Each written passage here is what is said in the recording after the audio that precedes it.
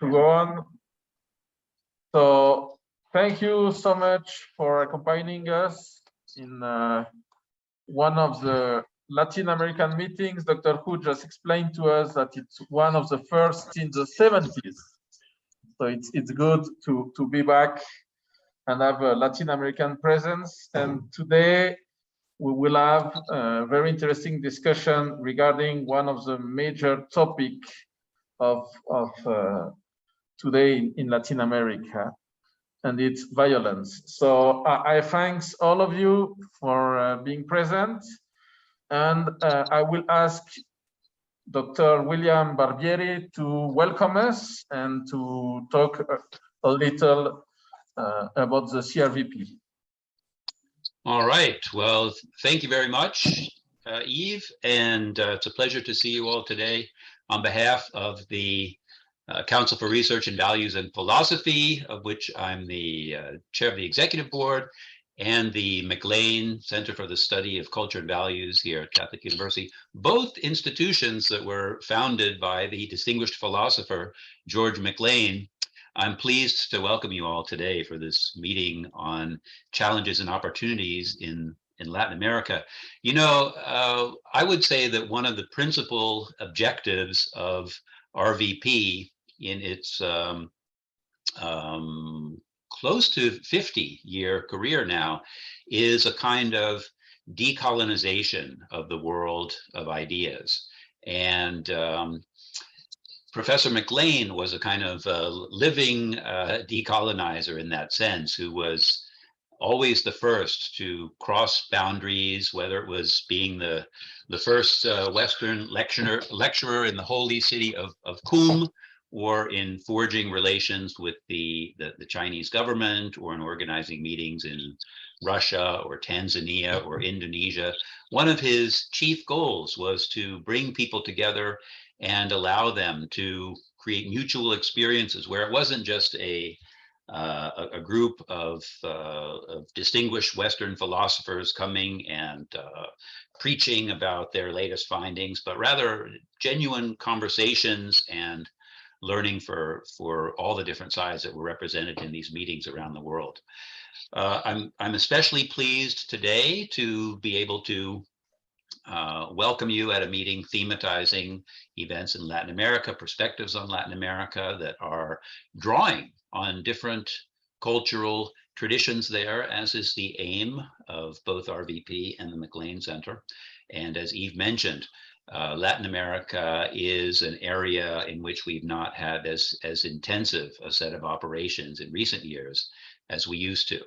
So that's a great pleasure. We're looking forward to learning today and hearing discussions today and tomorrow on issues like climate change, economic development, nation building and democratization, the challenges that these pose and the opportunities as well. Of course, one of the central issues will be what the cultural resources there are in the different countries we're addressing in Latin America and the Caribbean region as well, that can produce solutions to endemic problems like corruption. That's one of the trickier issues that we'll be tackling. I am especially interested in hearing what our speakers have to say and learning from them about questions having to do with ecology and climate change. And also, of course, one of my central topics in my work in peace studies, namely violence and peace building.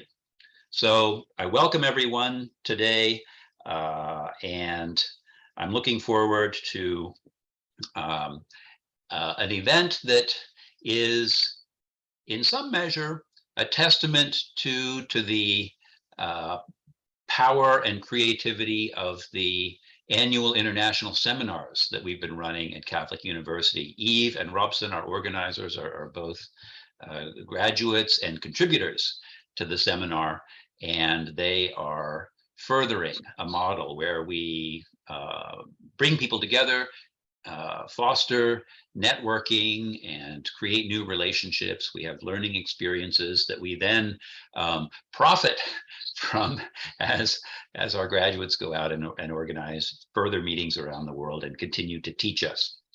Let me just conclude with a couple of thanks. First of all, again, to Yves and Robson for organizing this. I would be remiss not to mention Dr. Hu Yeping, who is really the architect behind the model of meetings and has helped set up this along with many other such conferences. And finally, I just want to add a word of thanks to all of you participants who are doing some of us the favor by communicating in English today, which I think is not to be taken for granted. And with that, I'll turn things over. I'll turn things back to Yves and Robson, and we can kick off the program. Thank you all. Thank you so much, Dr. Barbieri. So today we have 4 different panelists. I will present individually every one of them, but I will present you the main program. So we will start with Astrid, Dzul, with Violent Words, or How to Reinvent Latin America, a reflection from science and technology studies. Then Dr. Gema Santamaria Kloppe, The Monopoly That Never Was, Extra-Legal Violence and State Formation in 20th and 21st Century Mexico. And we will finish with Manuel Cardozo, Transitional Justice in Colombia. Then we will have a comment from Dr. Yael Siman, who will comment and ask some question. And then we will have an open roundtable, so we can discuss all together. And before we start, I really want to thank Dr. Hu, because Dr. Hu began the discussion with Robson and myself,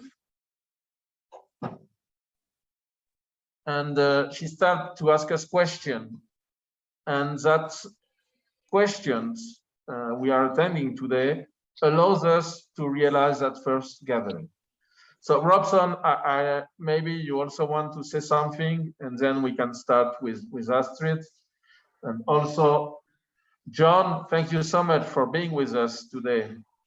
I won't be able to spend the entire session, but I wanted to see how you got started, and I'm delighted to see you again and to see that your initiative in this area is moving forward. Thank you. So Robson? Thank you, Yves. I just want to say that I'm so glad to be here and to share this place with you all.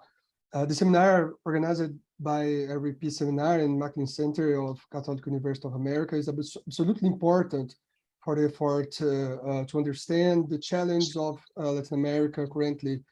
But more than this, I think this is an opportunity, very important, to build a place of debate, of manifestations, of reflections about our productions, our works about Latin America.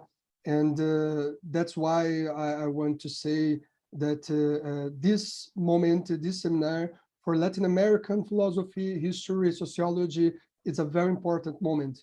And I want to thank Dr. Hu Yeping, Professor Bill Barbieri, and all Macklin Center to promote this seminar. I want to thank the opportunity to be here with you, and thanks to Professor Yves Solís for this partnership to conduct this seminar. So I wish that you all have a very good debate, a very good time with us with this seminar, and that we have a very good debate. Thanks. Thank you so much, Dr. Robson. So I will present to you Astrid. Astrid, I also sent a brief resume in the chat.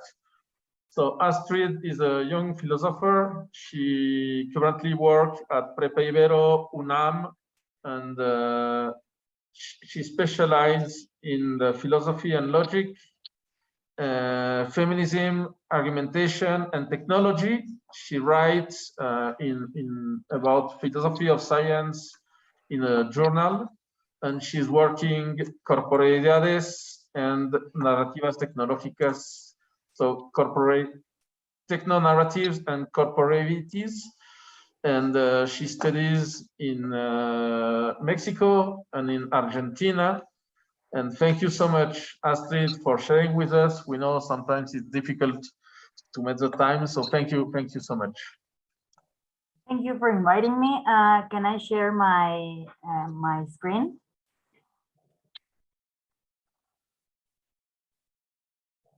Yes. Well, how to? It says it's disabled. The host disabled participant screen sharing.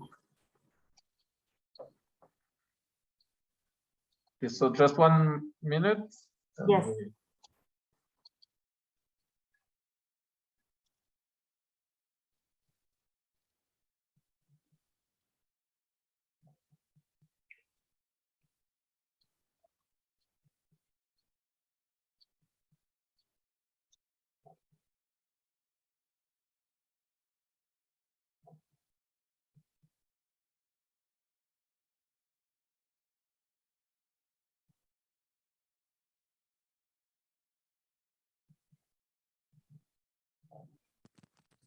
But the silence. Yeah. Dr. Hu, let us know when Astrid can start and share, please.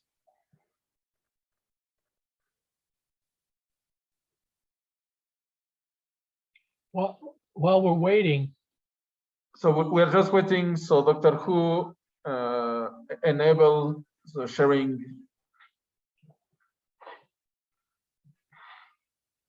We I cannot think hear her you. microphone is mute. She wants to say something. okay.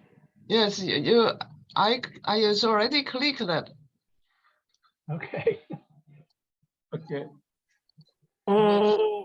It says disabled. Host And disabled still, sharing. You can. can you share now? Yes, now we can. Thank Yes. you. Thank you Sorry. very Thank you. much.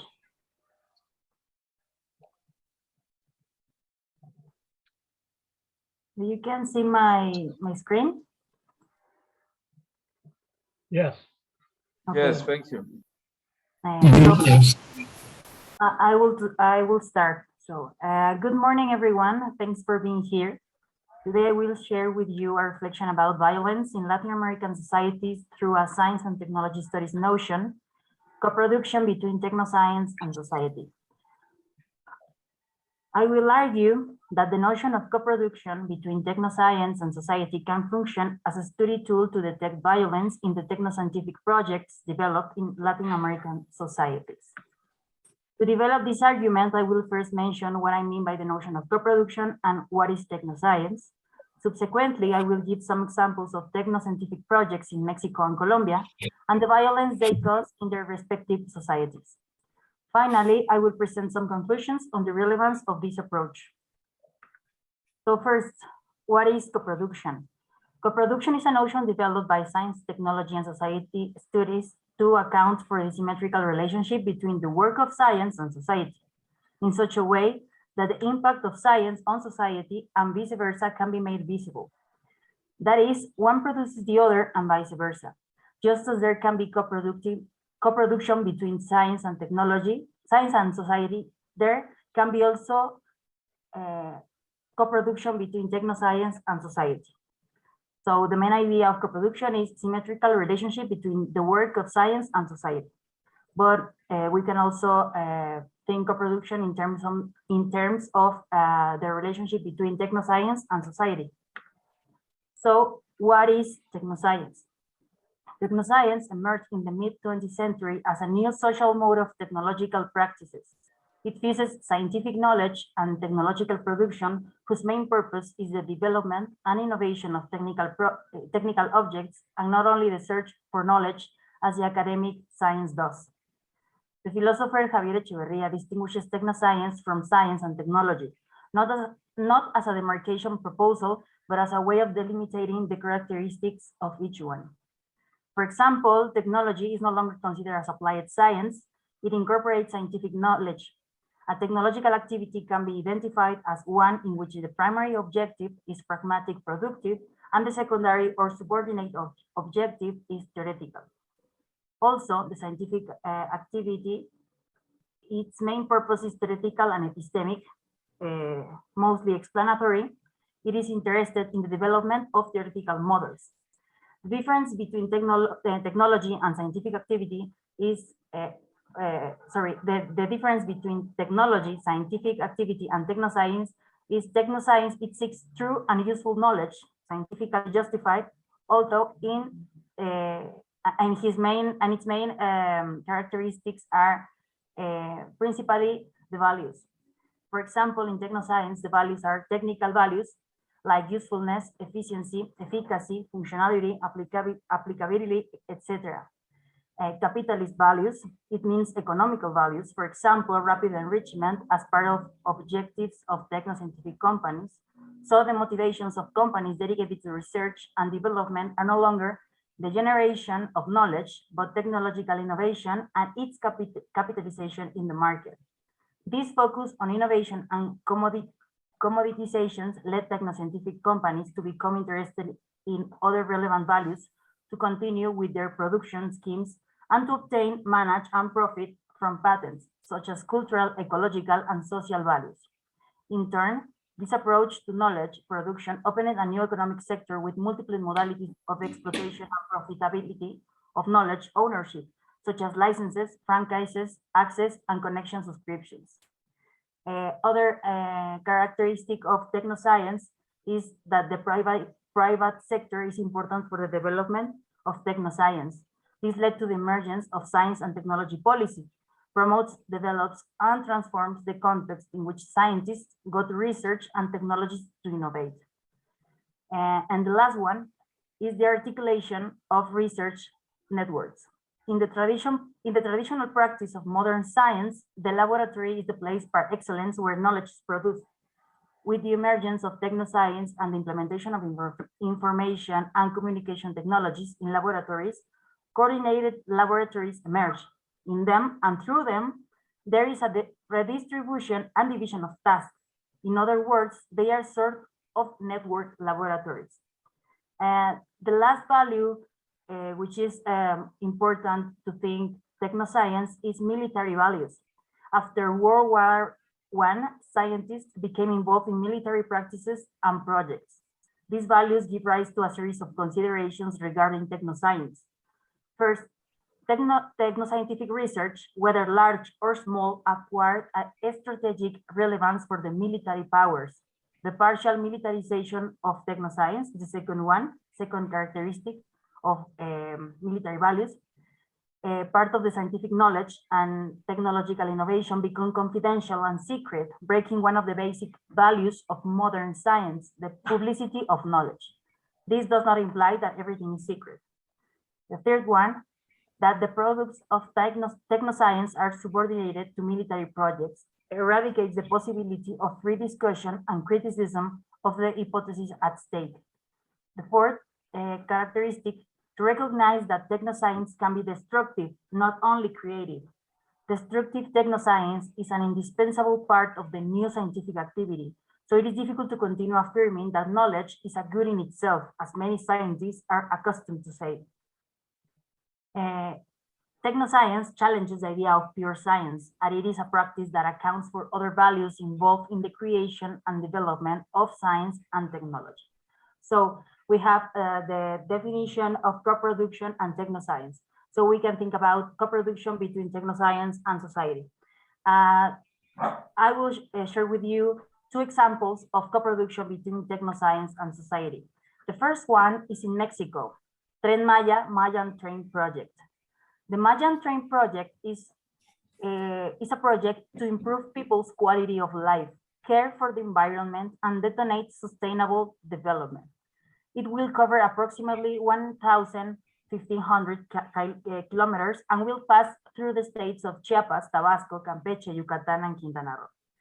Well, the technoscientific values in this project are economic, social, ecological, cultural, political, and technical. The discourse around this project says that this train will give prosperity for the south of Mexico, employment, and economic development through technoscience. This project is of the President of Mexico, Manuel López Obrador. So this project has name and last name. The violences this project has developed in this region of Mexico are land dispossession, especially of indigenous people, drug and human trafficking, and deforestation. This supposes the violation of human rights, discrimination, and inequality. So the notion of co-production between technoscience and society can help us to identify this kind of a violation of human rights and other violences that are in this region, thinking about technoscience and society as a symmetrical relationship. So the second example is in Colombia, Mina de Carbón El Cerrojón coal mine. El Cerrojón is a coal deposit located in the department of La Guajira. It is located in the Rancheria River Basin and is one of the largest open pit mines in the world with approximately 69,000 hectares. Initially, in state hands, El Cerrejón produced coal for electricity generation in other regions of the world. Today, the mine is in the hands of transnational mining companies, including BHP, Anglo-American, and Glencore. Decades of operation of the mine led to dispossession of the original Guajira inhabitants from their lands. So the technoscientific values in this project are economic, technical, social, and political. This project has developed a lot of violence in this region, like forced displacement of Wayu and Afro-Colombian indigenous communities in the region. Another affected communities are Tabaco community, Provincial community, and Nuevo Espinal community. Ecological problems like diversion of water source, labor and trade union problems, rights violated like right to property, to health, to personal safety and integrity, to life, to a healthy environment, also harassment, aggression, threats, blockades, obstructions, etc. So to end this brief exposition, I would like to conclude with these main ideas. Through the notion of co-production between technoscience and society, we can account for violence through the axiological evaluation of technoscience. That is, to evaluate which values are involved in the development and promotion of technoscientific projects. For example, whether there are cultural, ecological, military, technical, economic, etc. Technoscience is not just a practice or analysis category, but an agent of changes. We can use it for bad or good things because it is a human product, so we are responsible for its causes and effects. There's no technoscience without society, and society is constantly transformed by technoscience products, practices, and effects. The notion of co-production between technoscience and society focuses on problems that would not be seen in this way from other categories of study, especially because technoscience accounts for other values, such as military, economic, political, and cultural values in the work of science and technology. However, I do not intend to argue that it's a category with epistemic privilege, but that it can be added to others that allow us to account for problems in our societies, especially to account for violence and conflicts related to developments in science and technology, and their possible alternatives.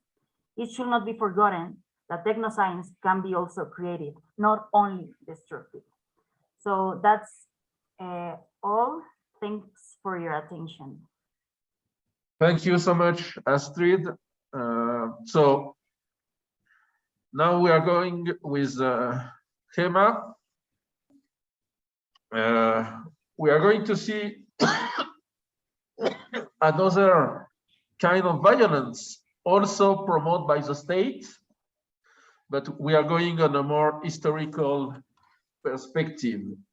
So I will once again send you in the chat the resume of Gema. Gema is an historian and a sociologist. She specialized on question of violence, crime, religion, and gender. So I don't know why I cannot send it in the chat. So while I resolve that, so she specialized especially on Mexico and Central America, and she is now an assistant professor of Latin America history at George W. University, and she will present a polemic discussion, The Monopoly That Never Was, Extra-Legal Violence and State Formation in 20th and 21st Century Mexico. Thank you so much, Gema, for accompanying us. Thank you. Thank you for the presentation, and it's a pleasure to be here. I'm gonna try to share my screen as well. Okay. Sorry, it seems that I don't have. Give me a second. I think I need to allow Zoom to access my screen.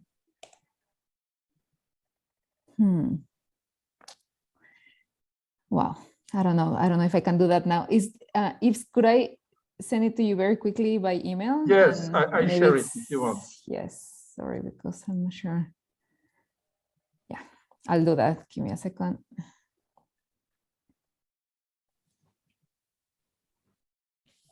And I can start while you are able to receive it.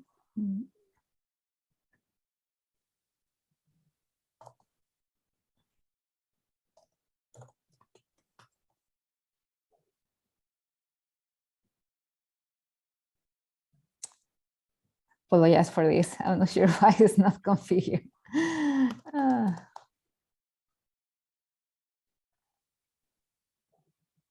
Yeah, don't worry if you want to start, and then I will. Yeah. I will share once I receive it. Okay.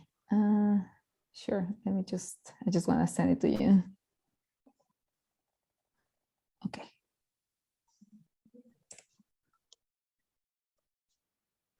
Okay, it's uploading.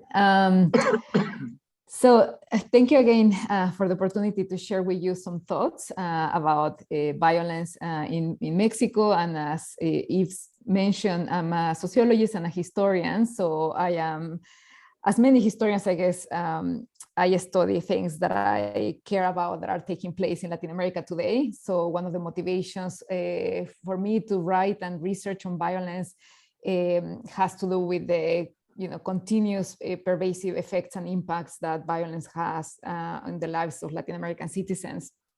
And so some of the thoughts that I'm going to share with you today are partially based on the book that I published a couple of years ago, and that is being translated to Spanish, which is called In the Vortex of Violence: Lynching, Extralegal Justice, and the State in Post-Revolutionary Mexico.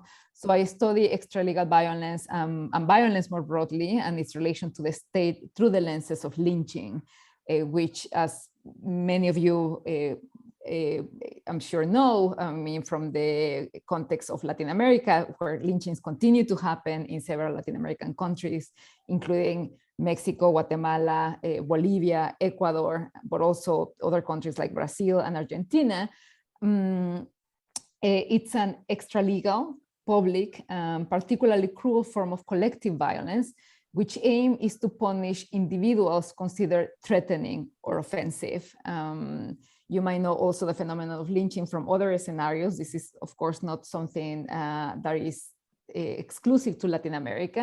The United States had a long history of lynchings for the second half of the 19th century, particularly, and up to the 1930s. But Latin America is peculiar in the sense that it, again, continues to happen, and some of the cases that have received most attention from a scholar, but also from the press, are located in Mexico, Guatemala, Bolivia. So what is the main, so I should just say, like, the book is based or draws evidence from the post-revolutionary period, specifically from 1930 up to 1960. And this was a period that was foundational for the process of state building in Mexico. It was a period that involved systematic efforts on behalf of the political elites in order to centralize and modernize the countryside, both through infrastructure projects, and this sort of connects to the first presentation, infrastructure projects, modernization projects, the building of bridges, roads, but also sanitation programs, vaccination campaigns, programs to prohibit the consumption of alcohol, and also education programs, education and cultural projects. And these taken together were fundamental for the process, for the project of state building envisioned by the post-revolutionary elites, and specifically by the elites that eventually were part of the PRI, the Partido Revolucionario Institucional, the Institutional Revolutionary Party that was in power in the country for most of the 20th century. In terms of violence, I mean, this period is peculiar, or was central because it enabled allegedly a greater institutionalization of violence and the taming or the domestication of strongmen and other armed actors at the local level. I mean, so in the traditional narrative that has been, of course, challenged by several historians and with which I am in dialogue, or my work is in dialogue with, the traditional narrative kind of claimed that this period was a period of pacification in the country, that the greater centralization of power, the greater modernization efforts promoted by the state, the lesser levels of violence. And there was some evidence to show this in terms of statistics of homicide. Homicides did decline at the national and aggregate level beginning in the 1940s. And this tendency really was only reversed in 2007, where the levels of homicide related to drug killings peaked in the country. So there was some evidence, statistical, and also if we reduce our understanding of violence to homicides, but I can talk about why it is problematic to understand violence only centering on homicides. Yves, were you able to get the email or not? No, I don't receive it yet. Okay. So, Okay, sorry. Now I speak with you. It was asking me to grant permission to share. I think you're able to share. Yes, no, I am able to share, but unfortunately I hadn't set up my, it seems that in my computer, I need to set some sort of permission for Zoom to be but able if you want, if by mail it's not working, you can upload it on the chat. On the Zoom chat, yes, you can sure. send to us the file. Maybe I just received it. Okay. Wait. Okay. Yeah. Okay. Okay, So, go on. I will open it. Go on. Okay, great. So some of the main arguments of the book, but especially for this presentation that I wanted to share with you, was that in the first one is that lynching and really extralegal violence more broadly, I would argue, does not express an absence of state authorities, but actually, as I hope I will show, it actually is the result of the presence of state authorities that are perceived as illegitimate or abusive. The other argument that I make in the book more broadly is that lynching escapes binary understandings of violence. It's not redemptive revolutionary violence from below, as has been sometimes theorized by certain social scientists working in Latin America, but it's not either an entirely or purely repressive violence that comes from top down. It has elements from both. It escapes this kind of top-down, bottom-up narratives of violence.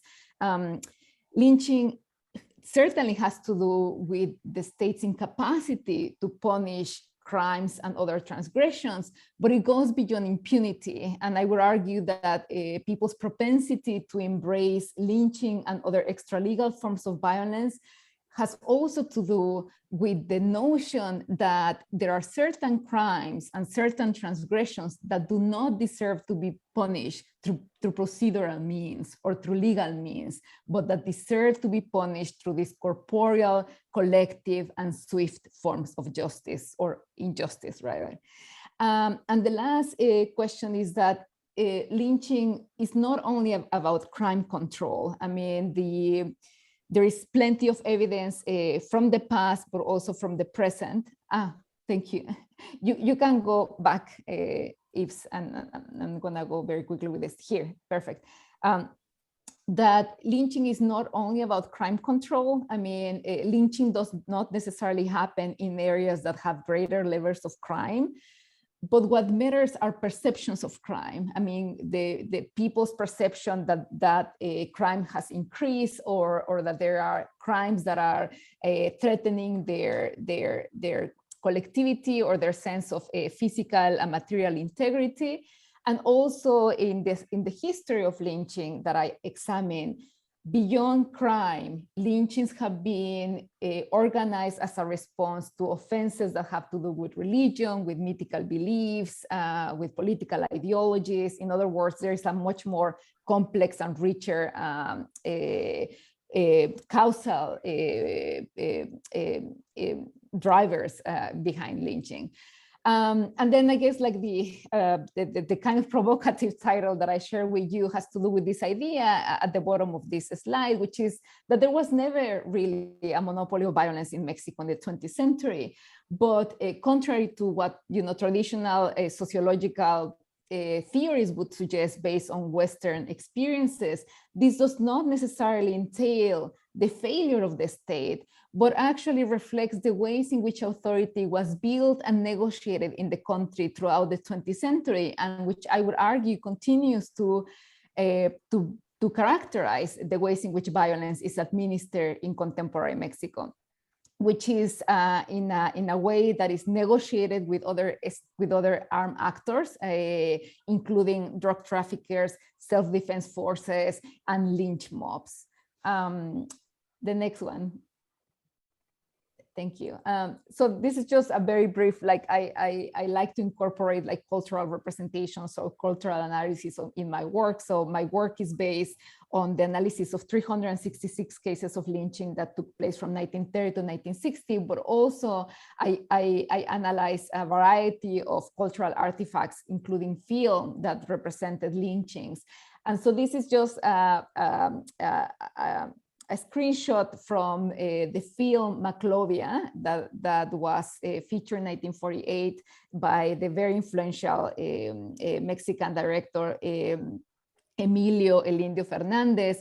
And in these and several other movies of the period, the story or like one of the parts of the plot involve a lynching, no? And in this case, it is a lynching about against a couple, especially against the woman who has been accused of acting immorally. And what we see in this image that I'm presenting here is how the mortified couple that is about to be lynched by the mob, and you don't see the mob in this picture, but in the film, the mob is presented by indigenous rural villagers wearing big hats and running with like torches with fire. So it is indigenous, no? I mean, like, and I can like express this or unpack more this idea of how lynching is racialized in Mexico to the extent that it's presented by the press and by other cultural artifacts as if it would be only related to indigenous communities, where actually empirical evidence shows that lynchings were happening and continue to happen in mestizo communities and also in the city. So what we see here is that the victims of lynching are being defended by a soldier, by Cabo Mendoza in this case, and we see the soldiers in the left side with their bayonets synchronized, a very, like expressive notion that the state embodies a violence that is order, that has to do with the law, and that has to be with civilization and modernity. Whereas the lynch mob allegedly represents, disorder, uncivilized conduct. Next. And so I use this, you know, like I problematize these representations of the state violence as being civilized or as being necessarily opposed to the lynch mobs by showing several ways in which the state provokes or is behind the occurrence of many of these acts of violence, and also the blur lines between state violence and the lynch mob. So there are three modalities of lynching that I identify, and I won't go into details of all of them, but it's basically lynching as resistance, lynching as corrective justice, and lynching sanctioned by the state. The next. So lynching as resistance basically refers to a series of lynchings organized against the state intervention in matters that communities consider local. This had to do with education, religion, but also like sanitation, conscription, alcohol control, and land tenure. So in this case, this modernization and centralization efforts of the state provoked communities who regarded this intervention as abusive and arbitrary and reacted to these centralization efforts. No? And who were the victims of these lynchings? Socialist teachers, medical doctors, soldiers, engineers in charge of building bridges or roads, tax collectors, and other public officials. Next. This is just an illustration of some of the victims of these lynchings, as I said, included rural teachers or teachers that came from came to rural areas in order to promote not only literacy campaigns, but also sanitation campaigns, and oftentimes also meddle in questions of land tenure. And importantly, also promoted secularization. So they face a lot of backlash from predominantly Catholic communities, but also some communities that simply did not want the state to interfere in the ways in which they distributed land or decided over other questions that had to do with health and education. And this is a picture of two teachers that were, the previous one was a picture of two female teachers whose ears were cut, mutilated by the lynch mob, and several teachers were hanged or had their ears mutilated, as in this example. The next one. This is a series of lithographs that is actually based on actual cases against socialist teachers, and again, kind of like just illustrating the level of brutality of many of these incidents that involve the burning of the body of the teachers or the use of machetes against one of these teachers that came to the rural communities. Next. This is another example. I won't go into details, but there was a campaign against the foot and mouth disease, and doctors, veterinary doctors, and military were also lynched as a retaliation from intervening in what was considered local affairs. Next.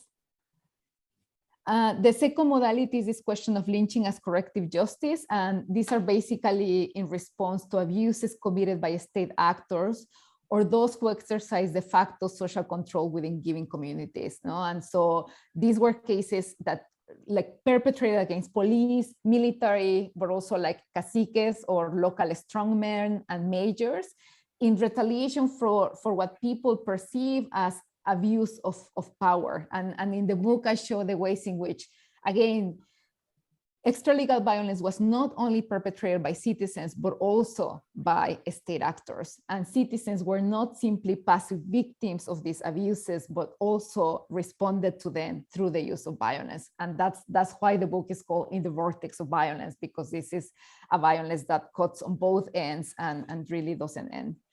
Next. This is just an example of a newspaper clip that shows a policeman that was lynched by a mob because he had allegedly killed somebody. No? So it's called El Policía Asesino. The murderous police was about to be lynched by the multitude. Next. We can go to the next one. I feel that I'm running out of time. So the third and last modality are these lynchings sanctioned by the state. And this is the one that clearly and most manifestly shows how the state was not, did not have a monopoly of violence, but also was not, state actors were not promoting civilized conduct or the rule of law, but actually also abusing this power. So these are lynchings that were organized with the approval or with the direct participation of state authorities, including mayors and police officers. This won't be surprising for anyone that is familiar with the history of lynching in the United States that involved Texas Rangers and other police officers, but this is not something that is known in the case of Mexico. And the victims, again, included a range of individuals, including women accused of witchcraft, people that practice Protestant religions, among others. Next. And here just like some examples, like in the press, like how the press actually refers to these cases, even when the police are behind it, as lynching, no? Using the word linchamiento. Next. And this is also like a case from the several that I have analyzed of letters of complaint written by victims of by family members of the victims of lynching to the authorities, complaining about the participation of mayors. And then finally, yes, this is good. So this is the ways in which I try to connect the past and the present. No, I mean, and I think this is not to say that there is like a linear story or that nothing has changed. Plenty has changed, and I can talk a little bit more about how the phenomenon of lynching has changed historically. However, I do see a lot of continuities. So lynching, as I said, continues to happen in Mexico today. There was a very famous case recently in June 10 of 2022. A 31-year-old lawyer was lynched in Puebla, in a town in Puebla.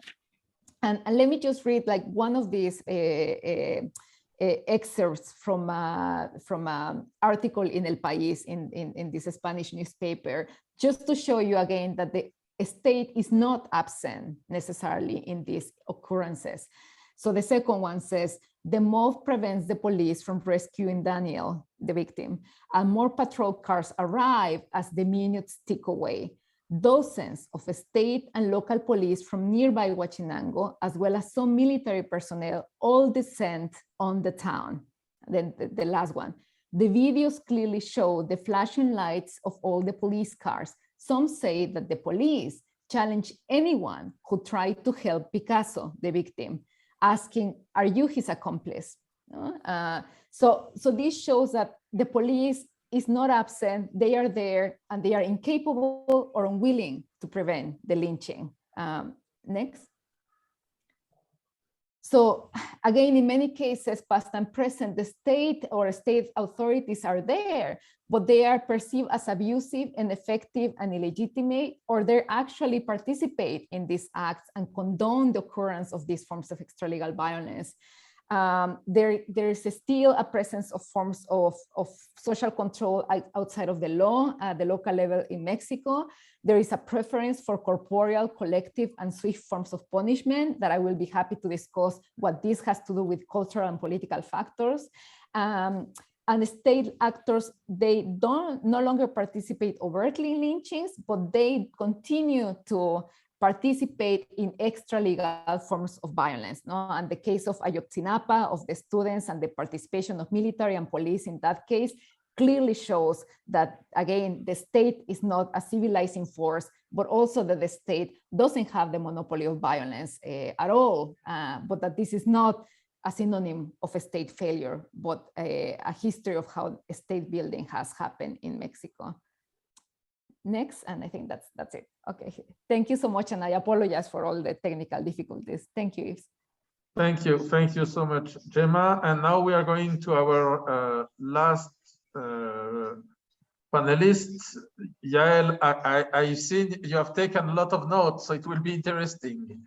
So now we are going once again to Colombia with Dr. Manuel Faustino Cardozo Ruidiaz, who is a historian from the University of Santander and now professor at the Catholic University Eichstätt-Ingolstadt. I'm not sure I pronounce it well, but yes, you did. You did your best. Thank you so much, Manuel. So welcome. Thank you very much. Okay, sorry because I have the same issue with some permissions in my computer to be able to see myself in the video, but I think we're gonna be okay. My presentation today is about transitional justice in Colombia from 2005 and 2016. This is a topic that has been, it's like the context of my research, which is specifically the struggle for truth. And one of these institutions, transitional institution, the Truth Commission that was created in 2016 by the peace agreement. But I would like to start first with some previous peace agreements between the government and guerrillas after more than 50 years of violence, of conflict in Colombia. During the 80s and 90s, the government and these guerrilla groups start to speak about peace, agreements, and during the end of the 80s and the beginning of the 90s, this first peace agreements were signed with many guerrilla groups, like 5 or 6 to mention just one is the M19, the M19, that is a very urban guerrilla group. And to mention another one is Quintín Lame, a very indigenous background group. But these agreements are not considered a transitional justice system, because even though they refer to a transitional context, political context, they are not built to reparate and to search justice for the victim. They are more designed to regain their rule and the order in the country, and to open wave of the democratization and political participation. And the main purpose of this intervention, today for me, is to explain the main characteristics of this transitional justice system implemented in Colombia since 2005 to 2016, presenting the main characteristics and also explain 3 particular moments of this transitional justice system that seems very fragmented. I'm gonna present it to explain some characteristics, critics, and maybe the main challenge that they face, and also some of the goals that they have at the moment. The first one is the 1975 Justice and Peace Law in 2005, and it was between the state and the paramilitaries, and it was a pact made under the government of Álvaro Uribe Vélez. And the narrative of the national policy to define the violence in Colombia, the narrative was that Colombia was suffering from an internal enemy, and all these groups with different ideologies, they were not conceived by the government as insurgents. They were just illegal armed groups, and in that sort of in this context was create this peace agreement. It was like a pact, very close and very private between the government and the paramilitaries. And it is the first time that in Colombian legislation recognized the right of the victims and society to the truth and the duty of memory of the state. And it includes this transitional system and Colombia legislation in international standards for the first time, even though this law was very controversial. And the law was considered by the victims and human rights organization as a very soft law, because the maximum sentence was 8 years in prison for crimes such as massacres and forced disappearance and war crimes. And a lot of the statements from human rights organizations said that the government used this transitional justice system to avoid international court crime intervention. And it creates 4 main transitional institutions, because every transitional system needs like a base of institution to be implemented in society and with the armed forces. And also it becomes a very controversial in terms of the sentences that international court has in some cases that put very close the state military forces and these illegal paramilitary groups.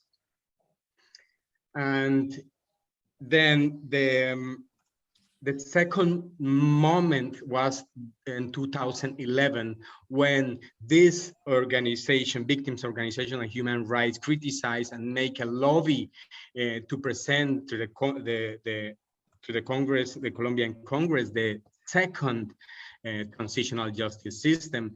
Transitional justice system in Colombia, you have to keep in mind that law make this transitional, and sometimes I'm using the word law and transitional justice here as a synonymous because they are created by law, and some of them are decreed and some of them are acts approved by the Congress. In this case, this act was created by the Congress with the law, with a congressman called Luis Juan Fernando Cristo, and with the lobby of these human rights organizations, he presented to the Congress and they approved it. It was the first transitional justice system that recognized that there is an armed conflict, and through this recognition, it becomes Colombia and its context of legislation in line with international standards and also in line with Geneva treaties and the soft international law and transitional justice. And one of the main things that this law makes is it was centered in the victim. The focus was the victim, and it creates and develops the concept of victim of armed conflict in Colombia as a category of recognition, and also established 1985 as a starting point of the victim recognition. It was a point in the same time this periodization was a very critic by the victims organization, other sector of human rights, because they asked themselves what happened with other victims before this and their families. Another criticism is the lack of efficiency in the implementation of the system, especially in the process of returning land, because one of the main goals of this law was to tackle the problem of land and land restitution by farmers and indigenous communities. And this process of land restitution was a very problematic due to the violence in the periphery and the local and regional levels.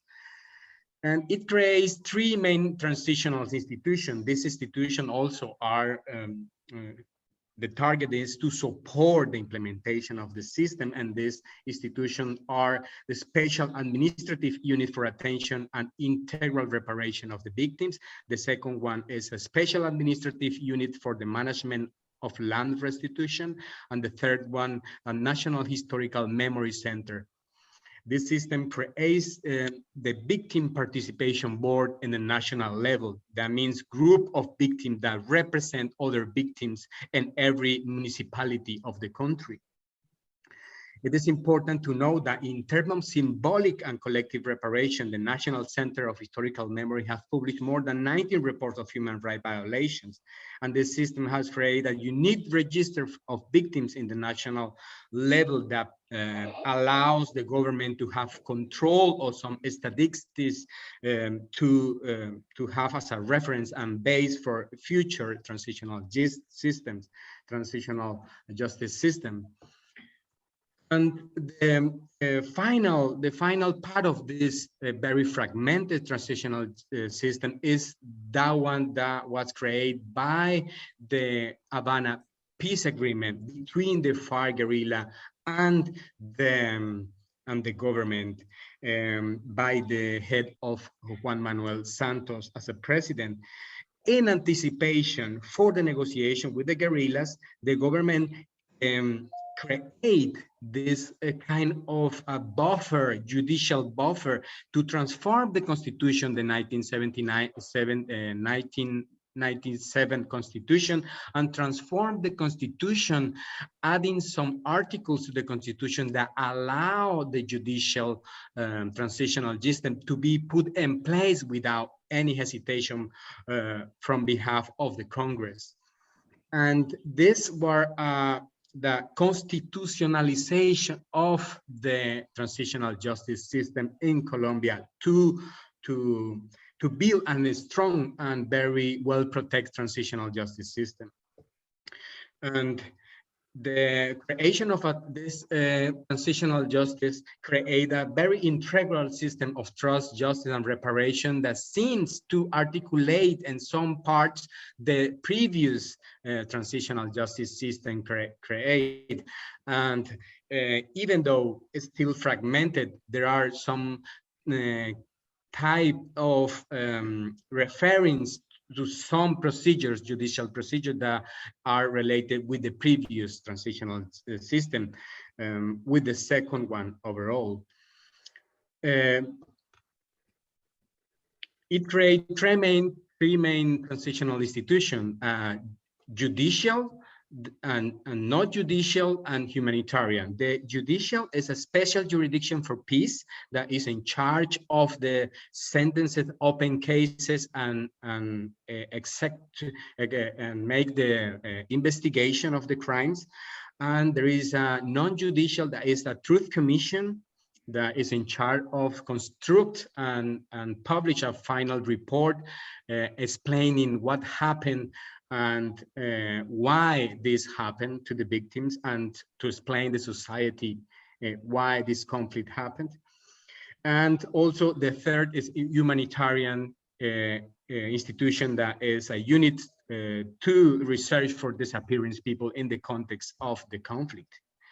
And more or less, this institution have within 20 and 15 and 20 years, except for the Truth Commission that just have 3 years, and due to the COVID pandemic, was extend this period for 3.5 years.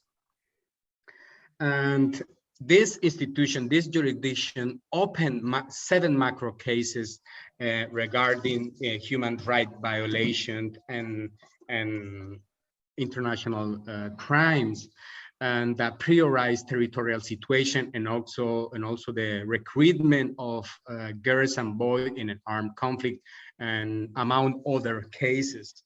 It was also very controversial because the government put in place a plebiscite to approve this peace agreement, but as a surprise for everyone, the no was the winner of this plebiscite. And there were some kind of rumors of manipulation through mass media, to digital strategy, to micro-targeting some publics with different information and misinformation, that as a result, the no was the winner. But it creates a very controversial environment afterward. There was a meeting between the leaders of the no initiative, and they agree, closed doors with some reforms, and they finally put the peace agreement in place, and the constitution changed. And open these macro cases, and also is very important the true recovery process, that the final report is a very complex report, and is a very very huge, more than 11 volumes of information of human rights violations, and also visibilize another type of violence in the country, not just the elimination, physical elimination of the enemy, but also gender violence and ethnic and communities that were being victims just for being so and being in the territory where the conflict was happening. And as a sentence to conclude, it's very important to say the transitional justice system in Colombia is a fragmented system and is parallel to an ordinary justice system. I mean, every institution is independent from and very distant from the ordinary judicial and very domestic judicial system in Colombia. And it has been used by the Colombian political elites to execute their own agendas and policies of peace and war as a phenomenon that limits the impact of any peace-building measures. Also, this transitional justice system in Colombia has gone from being centered of those responsible for crimes with a maximalist criterion of wanting, or better said, pretending to judge all those involved, to a restorative type of transitional justice system centers on the victims with different criteria, with a prioritization and selection of macro cases that will allow the judge to judge the responsible for war crimes and crimes against humanity. And this is all from my side, and thank you very much. Thank you so much, Manuel. So now I will introduce Dr. Yael Siman. She's an associate professor in the Department of Social and Political Sciences at Iberoamericana. She has different interests of research, first connecting Holocaust and Latin America, anti-Semitism and discourses of hatred in Latin America. And now she is also working on a research project on the mobilization of victims of relative forced disappearance in Mexico. And also she has worked a lot with colleagues from Chile and Colombia. So thank you so much, Dr. Siman, for being with us and sharing your comments and questions. I'm sure you will have a lot to share with us. Thank you so much. Thank you, Yves, and thank you, everybody. Well, first of all, the three presentations were fascinating and I learned a lot. It's quite challenging to offer comments since I didn't get them beforehand and I have to process everything that I just heard, but I'll try. So first, I thought it would be, I think, nice to ask the presenters a few questions to maybe go deeper into their thoughts and research. So for Astrid, and because this is really new for me, I admit it. So I wanted to ask you if the co-production between society and techno-science, whether it's really symmetrical or whether the cases that you showed actually showed prove the opposite, that the relationship is not symmetrical, and that's why violence is a resulting outcome. So that, for example, I don't know so much the case of Colombia, but in the case of Mexico, the Tren Maya doesn't really include every perspective of society, every actor that is affected by this development and touristic and ecological, so forth and so on project. And that's why there is conflict and there is violence. So it's more the asymmetrical characteristic rather than its symmetry. So I wanted to ask you that. I will share everything and then maybe the presenters can respond. Then I also think that it's important and to point out the gaps between the state discourse and reality. So that's something that it was there in your presentation, but I wonder if you can talk more about that.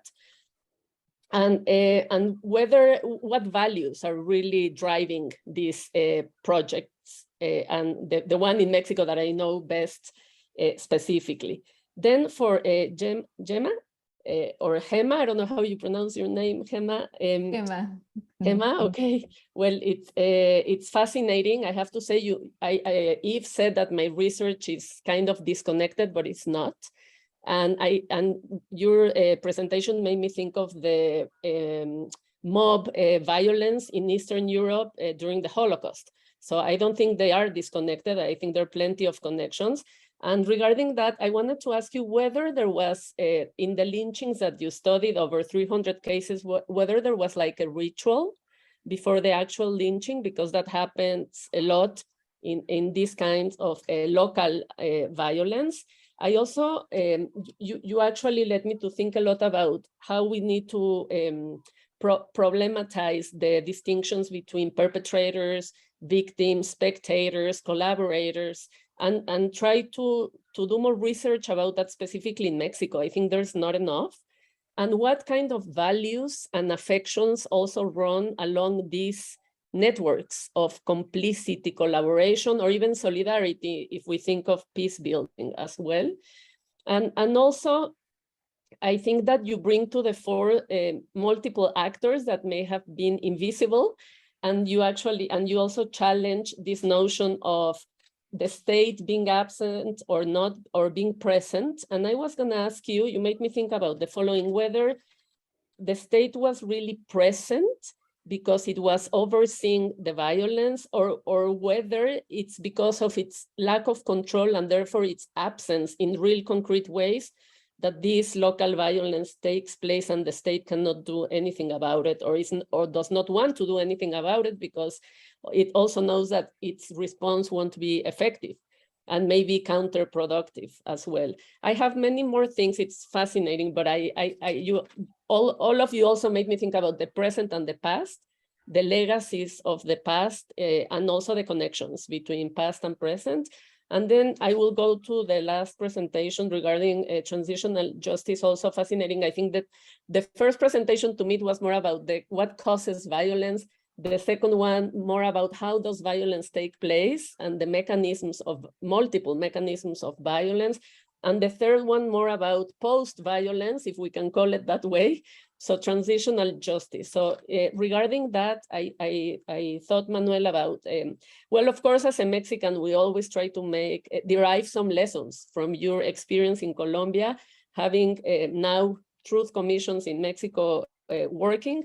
But regarding the Colombian case, you made me think about victims. Again, these emergent actors that become visible in the public sphere. And you said first, victims were recognized in their own rights, but then it seems to me that they took more of an activist role in the second moment. And then in the third moment, they even become critical of the outcomes. So I was wondering, how can you explain that process, if you can? If there is an evolution in terms of the role of the public and political role of victims in Colombia regarding these transitional justice processes. Maybe the process itself unleashed this evolution, maybe not, I don't know. And then lastly, I wanted to ask you, how do we assess in the end the effects of these transitional justice processes? Because you said that you mentioned that there have been partial, for example, in terms of land restitution, but much has been accomplished. So how do we assess them in terms of peace building and democracy building and all of this? And also, I was thinking about the passing of time and the generational change. So maybe the actual victims receive some concrete compensation, but how are the narratives transmitted to their children and grandchildren so that the transitional justice processes that are so hard to establish have long-lasting effects? And then to end, because I think the purpose of this is to have a conversation. So maybe if I can bridge the presentations with what follows, I was thinking of how the three presentations dialogue. So I thought of some common themes. I hope I contribute to our follow-up conversation. by mentioning them. One, the problematization or the need to problematize violence, not only how we understand it, how do we measure it, what mechanisms are involved, whether it's bottom up or top down, what the multiplicity and the decentralization of actors. So not only victims and perpetrators, but many more, and also the fluid roles of these different actors, the narratives, I think, not only of the state, also of the victims or others. And also, I think it was present in all of the presentations on the subjectivity regarding violence. How do actors perceive violence, not only actual violence? And the co-construction of knowledge.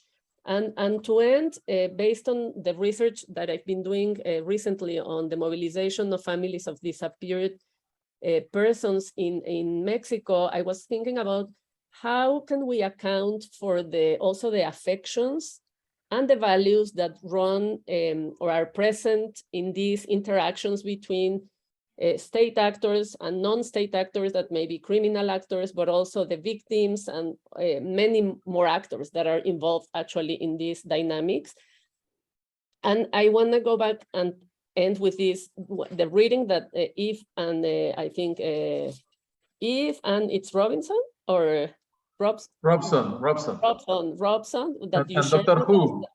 Robson, that's fascinating. Put a lot of attention on the state.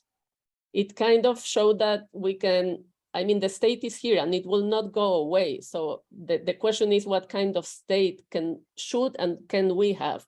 So I think it made me think of, yeah, of course, the state is here, but at least in the Mexican case, the decentralization of actors has been very powerful in the past decades. So we need to think how to research this and how to produce knowledge that is, we've heard this horizontal, inclusive, co-productions, all of that it's in the air, but how do we do it concretely so that we really grasp not only the political calculations or the economic incentives, but also what I think brought us here together, which is the values and the affective dimension of these dynamics. So thank you, Yves.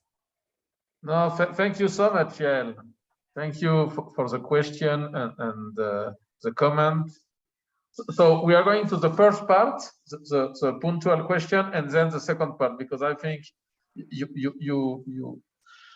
what you mentioned is fundamental. So Astrid, if you want, then Gema, then Manuel. Yes, thank you very much, Yael. I think it was a very good question. I think the violence can be in the transit between society and technoscience. In fact, the values account the possibility and the reality of violence. So the asymmetry is in the application of values, not in the co-production. Society changes what technoscience develops, and technoscience transforms the society, the practices, values, cultural approaches, etc. So the effects in society, the question is here, what are the demands? The examples I show account for the effects in society. So the question here is, what are the demands and transformations society due to technoscience in Latin America? So we are accepting or adopting certain types of technoscience projects and change our geopolitical disposition, our politics, our cultural values, military values, technical values, etc. Although to see more clearly this symmetry, these transformations, for example,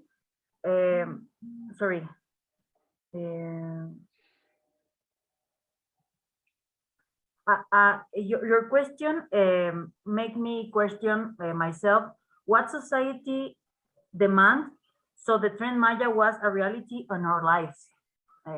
for example, to think about this co-production relationship between technoscience and society, what kind of demands, opportunities, necessities do we have as society to demand a project of this magnitude? Because it's changing the distribution, the economy, the cultural approach, the expectations of development in the South. So that's my answer. I don't know if I answer you all right. Yeah, thank you. Thank you, Astrid. Gema. Yes, thank you. And thank you for these wonderful questions, very generative comments. Yael, I cannot believe you articulated this like just like that. And I'm really looking forward to reading your work. And hopefully when I am next time in Mexico City, we can meet. So just to address some of your questions. So in terms of the levels of ritualization, I mean, absolutely. I mean, that is central in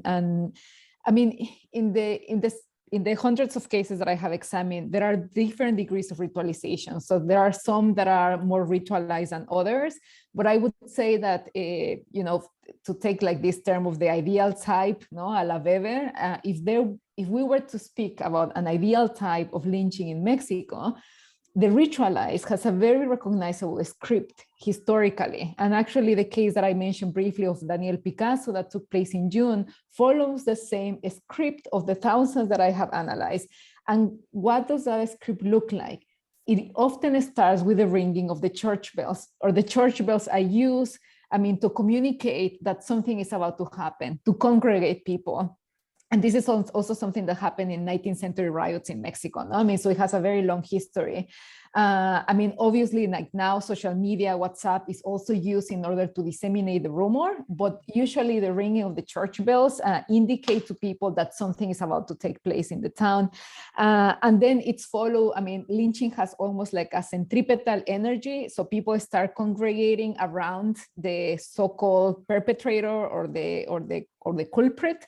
And they usually, they take the body, if he or she is not already, into a recognizable public space. So usually the lynching takes place like in the town's plaza, outside of a public school, outside of the church. And then they proceed to several forms of injury are done to the body. In the history of the United States, the most recognizable form of lynching was by hanging. But in Mexico, it includes the mutilation of the body, the burning, it could be hanging, it could be also like shooting the victim. What unites all of these cases is the use of an excessive use of violence. No? That is not only about killing, but about overkilling, no? Of marking the body. Now, the second question that you addressed, which I think is really important, crucial, the question of values. No? What kind of like values and complicities and bonds it creates. So the communities in which lynchings take place, and by community, I mean from like urban neighborhoods in Coyoacán, Xochimilco, historically, to like towns, for instance, San Miguel Canoa in Puebla, where several lynchings have happened historically. There's usually a sense of that through the identification of a scapegoat, the collectivity reasserts its sense of cohesiveness and security. No? So it is very kind of like a la René Girard, no? Where you have the scapegoat, and the creation of a scapegoat creates this sense of cohesiveness and security. Of course, this is not to say that communities are cohesive. Far from true. No? And actually lynching can be interpreted as a way in which these communities try to assert themselves as homogeneous and try to erase all the differences that exist within them. No? Between Protestant and Catholics, between like revolutionaries and anti-revolutionaries, or between like so-called like law-abiding citizens and so-called criminals, right? So there are several differences or divisions internally, but this scapegoating allows those communities to assert themselves as one. No? Now, of course, the flip side of that is that whereas it creates a sense of solidarity and taking matters into their own hands, no, vis-a-vis the state, vis-a-vis the criminals, vis-a-vis the others, of course, the cost is that those people that are that suffer this process of scapegoating, and even some of the witnesses, of course, endure a trauma, no? I mean, and this lives on in the community. I mean, like the families of the victims have to leave the town or live in the town, but like with fear. And there is also a sense of shame, no? I mean, like several interviews that have been done in San Miguel Canoa, no, where this very famous lynching took place in 1968. People say like, well, like I'm ashamed of being part of this town. Like people only know us as perpetrators, no? So there is a sense of like, we are not only that, but what can we do? So actually this is something that I'm more interested in working on moving forward. And just to share with you, I was recently contacted, this is the first time this happens to me, by the family of a victim of lynching that I talk about in my book. No, I mean, so she was a woman that was lynched in 1934, accused of being a socialist, anti-clerical, and healer. And the grandson contacted me saying that he wants to know more about the story, and that anyhow. So I'm really interested more in the afterlives of lynching now. I mean, something that I didn't really necessarily explore, because as you were saying, Yael, I explore more like how it happens and how it is represented, etc. And then lastly, the question of like the state presence, and it is a tricky one. Like in many ways, I mean, of course, like many times the police is there, but it's outnumbered by the mob. And so they decide not to intervene, or sometimes out of fear as well, because they fear retaliation, and with good reason, because many times the police becomes the subject of the lynching when they try to intervene, I mean, past and present. But there is also plenty of evidence that the police many times is complicit with the lynch mob. I mean, and that they themselves either participate in the killing with the orders of a major, of like in conjunction with like some kind of like local cacique, or that they at least condone the use of violence, no? I mean, and again, a very clear example of the fluidity between state-sanctioned forms of violence and lynching is the fact that throughout the post-revolutionary period, we have this practice called la ley fuga, no? The law of flee, or the flee law, no? I mean, which was allegedly used against criminals or suspected criminals upon their attempt to escape the law. I mean, these were basically extrajudicial killings, no? By the police and by the military. And there are several cases in which a lynching ends up in a ley fuga, no? I mean, like people were trying to lynch a criminal, and at the end, the police takes him or her away, only to then apply them the flee of law, no? Or the ley fuga, no? So it's, again, the fluidity is enough to show that is certainly not a question only of a state capacity, no? I mean, and there's this, I mean, and we can, I know that we're going to continue this dialogue, because I think one of the failures of when people think about responses to these kinds of phenomena, and they think that it's only about strengthening the institutions, they wrongly say, we need to bring more police, no? I mean, like, no, it's not about bringing more police. It's about, in any case, you need to increase the legitimacy of the police, or the ways in which people perceive that police as being on their side. But it's certainly not about just increasing a state presence without critically thinking how that state looks like. Thank you. Thank you, Gema. Manuel? Yes, thank you very much for your question, which I find really interesting. And the first question about the role of the victims and activists is a very important. You can notice in the presentation that the role change from maybe totally absent of the presence of victims in the creation of the first transitional system with the paramilitaries. Just they mention, and there is a beautiful discourse by the government in the law, but there are no participation and agency of the victims in the first moment. And the second moment, because this, we have to keep in mind that every single system that I have been talking about try to fix the mistakes of the first one. And then the second one is like, okay, we have a really a strong victims organization in our country. Sadly, due to the long conflict that we already have. But also as a scholar, we make a very common mistake is to conceive this organization as a homogeneous way of thinking. Inside them, within them, there are some particular position over particularly the reparation, economical reparation, because for some very radical activists and victims, economic reparation can be as a threat of disarticulate the movement. When you feel as a victim or your family repair, you don't have the same will to be an activist. And it seems like in this process, money and reparation and the way the government and the state politize and instrumentalize this reparation, it can be for some of this organization as a way of dividing them. Yeah.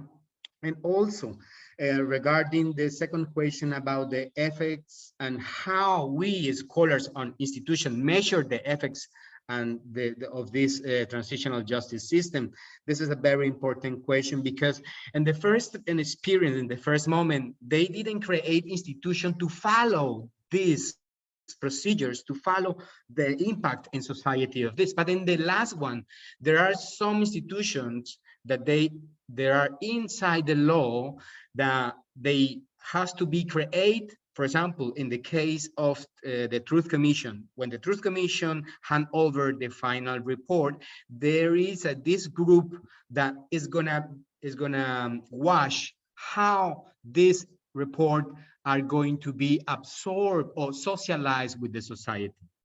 And then there are not this kind of civilians institution that can measure in this previous experience of transitional justice. And then we can see how the system is every now and then more and more adequate to the context. And also it's related, this measurement, with the question that you have about discourse and reality. Because in these laws you find it's a law for angels, it's a very beautiful, it sounds really beautiful, truth, justice, non-repetition, peace building. But in the moment that the government are going to instrumentalize this transitional justice system, they have been facing really strong challenges, distances, digital, pandemia, now with this last one. And also we have to keep in mind when we think about this is that we still have a conflict. That means that the transitional justice system in Colombia is a very sui generis kind of transitional system. It's a transitional system without completely transition. Then we have to, as a scholar, find out ways to conceptualize this kind of transition. Transition for who? No, not for every society, because non-repetition, you cannot speak about non-repetition when you have still an ongoing conflict in Colombia. And they start to change the narrative in this last part of the transitional justice. They are not talking about non-repetition, but non-continuation. And then you see also the narrative is adapting to the context constantly. And the last question, going to be short, about the reparation victims and the narrative to the next generation.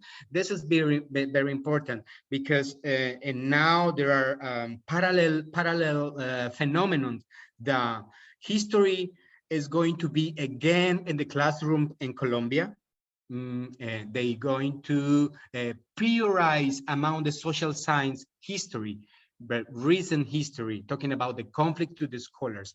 And then the teacher, and they create a commission to make a transition of this very hard knowledge to a more didactic knowledge for students and the new generations. And this is very important. And that's it. Thank you very much. Thank you, Manuel. So before we start the roundtable, Robson have some questions that was shared with us in YouTube.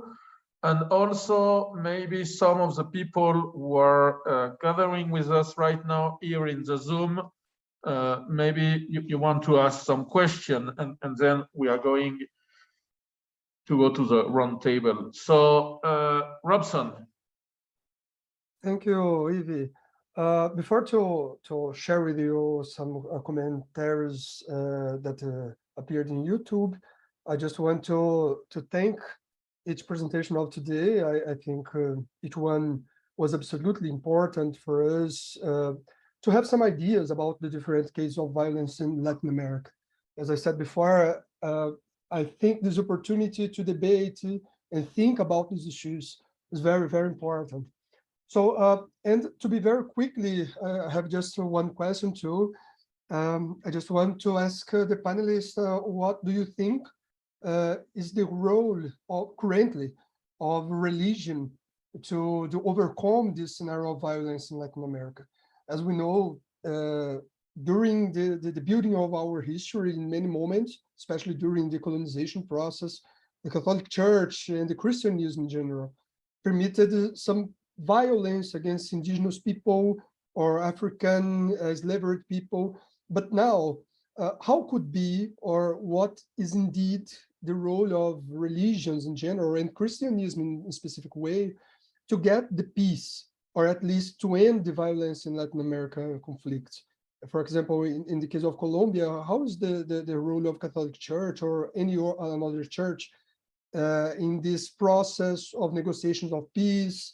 In case of Mexico too, I think that Mexico has a great role of Catholic Church in the country. How could be this or is indeed this role of religion or Christianity or Catholic Church in this overcoming of the situations of violence? So I don't know if everyone knows, but we are doing a transmission, live transmission in YouTube, and there we have had more than 40 people that passed through and watched our seminar. And there we had 2 comments from. So if you want, just Robson. Yeah. If you want, we go with your question first. Yep.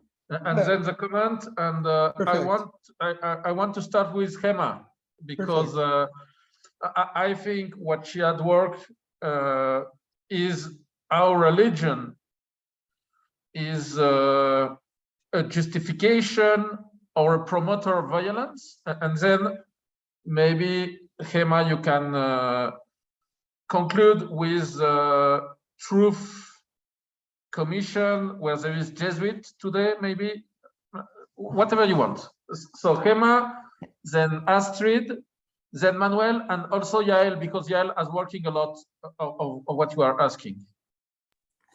Yes, thank you. I actually appreciate very much this question, because the book project that I'm working on right now, which developed out of my first book, has to do with the role of religion in legitimating violence, and also trying to ask, you know, what can religion do, or how can faithful communities or like religious leaders do to prevent that violence?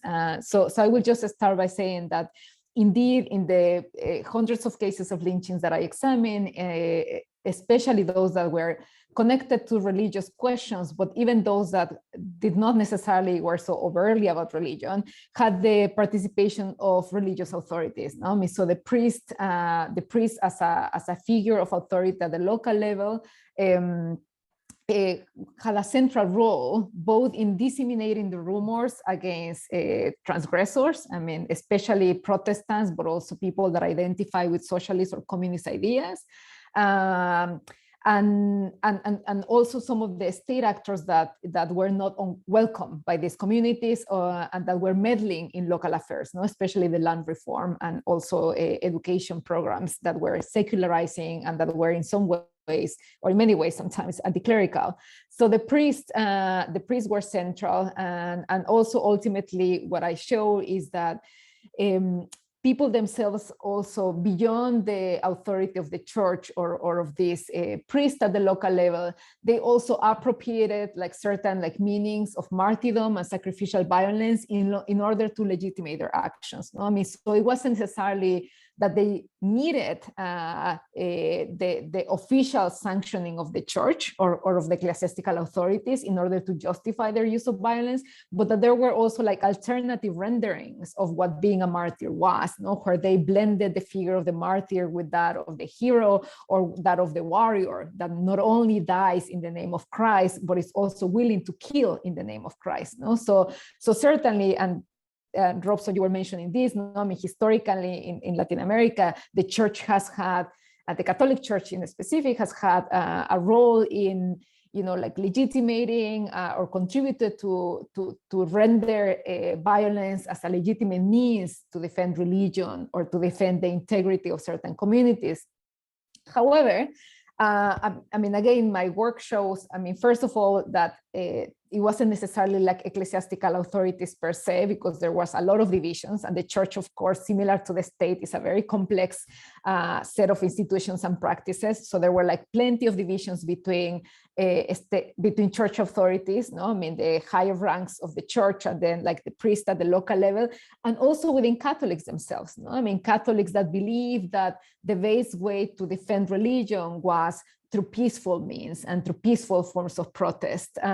So there is a legacy that can contribute to think ways in which we can build peace. No? And I would like to mention that in the contemporary context in Mexico, there is plenty of initiatives, especially from Jesuits, but from other groups within the church that have been very, very critical on the war on drugs in Mexico, and that have been pushing for a non-punitive approach to the drug question. No? I mean, and how to create reconciliation and how to build peace. I mean, in other words, how to move from the war on drugs to a model of peace building that incorporates or that recognizes the drug problem as a health issue, as a question that has to do with development and with economic needs, and that requires us to think about moving beyond these binary notions that there are like some quote unquote, like bad guys that are involved on drugs, and that the rest of society has nothing to do with them, no? And that as long as the war on drugs is killing those bad guys, then the rest of society can be in peace, no? And so there is a very concerted effort on behalf of voices from Catholicism and other religions in terms of like pushing for a more, like for a peace building approach. And the last thing I would say is that historically, in regards to lynchings, there is a good lesson to be taken from the case of the United States. No, I mean, in the United States, as I said, like lynching was, I mean, as you know, like lynching was a prevalent practice up to the 1930s, 1940s. No, and what changed? I mean, why lynchings declined in the US and why they have continued in Mexico and in so many Latin American societies? And one of the key factors that changed was that it emerged, a critical mass emerged amongst civil society organizations and amongst church leaders in terms of being critical of this form of violence, no? A concerted effort to criticize what was happening in the country and to denounce the human rights violations that were being committed by perpetrators. So I believe that not only in terms of drug-related violence, but also in terms of lynchings and other more disorganized forms of violence, religious leaders, religious organizations, and people of faith have a central role in helping denounce these events and creating, again, alternative narratives that move beyond war-making narratives and towards peace-building initiatives. Thank you, Gema. I'm sure your answer also will provoke more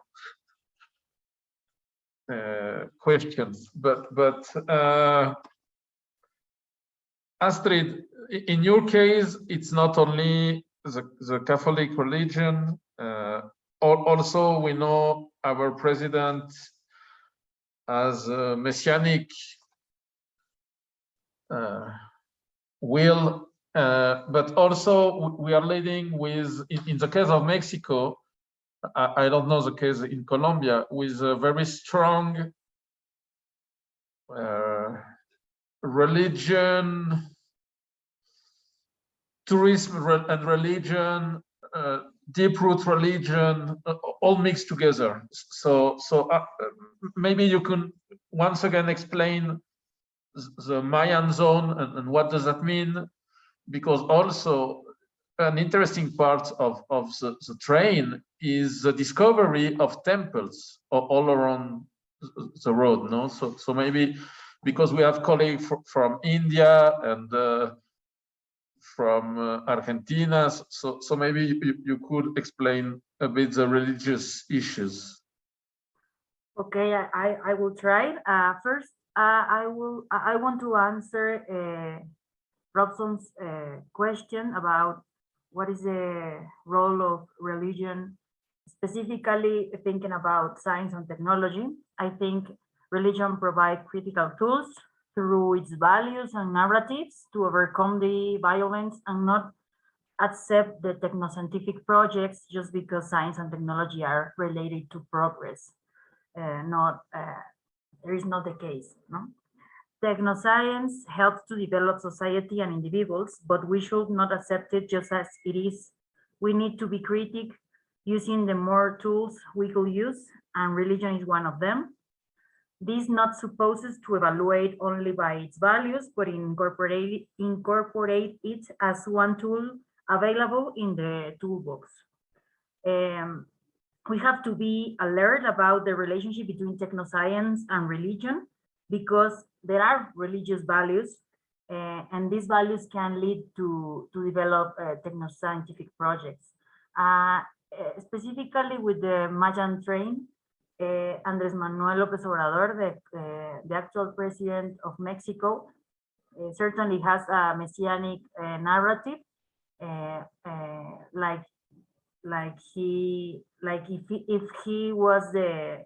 if he is the pater familias, if he is the father of all the nation, his gestures, like with his arms open in propaganda or in marketing, he does supposes his messianic approach to people, and he talks about pueblo, the pueblo and the people. The pueblo is a specific type of person. He's not talking to everyone. So when he talks about the Mayan train, he talks, or he refers to poor people or people with economic with low economic status. So his main narrative, or his main discourse of the Mayan train is about economic development. The South is the low economic region of Mexico, especially Campeche, Chiapas, Oaxaca, maybe Tabasco. There are the South states in Mexican Republic. So the Mayan train tried to start economic exchanges in this region, but not only by local people, but to transnationals or enterprises of other parts of the world, especially because Quintana Roo, Cancun, Playa del Carmen has a reaching economic section because of the tourism of the beaches and other places. So maybe the Mayan train will start the economic development in the region, but at what cost? No. So I think this is my answer. I hope it answers your question, Robson, and your question, Yves. Thank you, Astrid. Excellent. Thank you so much. Manuel? Yeah, the role of the church in peace and building and violence in the same time has been very dynamic through history in Colombia. I can mention, for example, previous to this conflict that we have now, the last transitional justice recognized that from 1958 to 2016. Previous to this conflict, we have a period in Colombia called La Violencia with capital letter. And this period, were very well known that Catholic priests, they promote violence through the church, through the pulpit, through the sermon, because this violence was between liberal and conservative party, and these priests, not all of them, some of these priests were promoting violence, but they have a conservative party affiliation. But it changed with the time when the conflict changed, and for example, in 1958, when this period of violence ended with an agreement between these two political parties that were the political elite were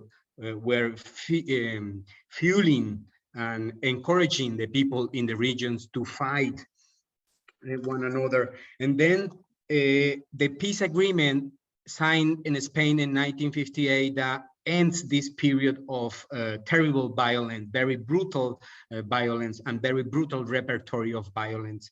And the church, the Catholic Church, was very crucial in this peace treaty between liberal and conservative.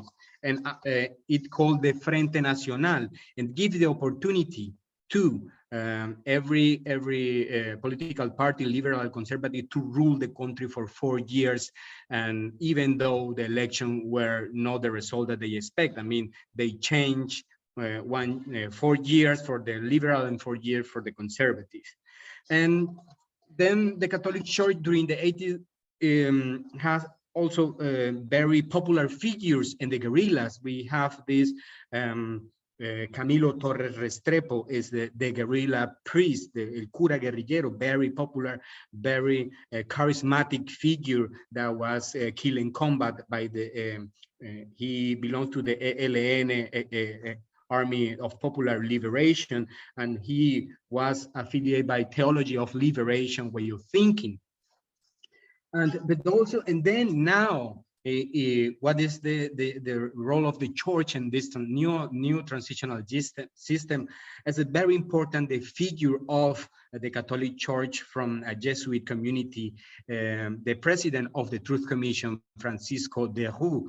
And Francisco de Roo is a moral figure and reminds me very much Desmond Tutu in South Africa, because this figure promotes legitimacy and accountability in a very, very it can be a very aggressive political environment against the transitional justice system that has been implemented. And he is this figure, he is the face of the Truth Commission, and it has been like a shield, of moral shield for this institution.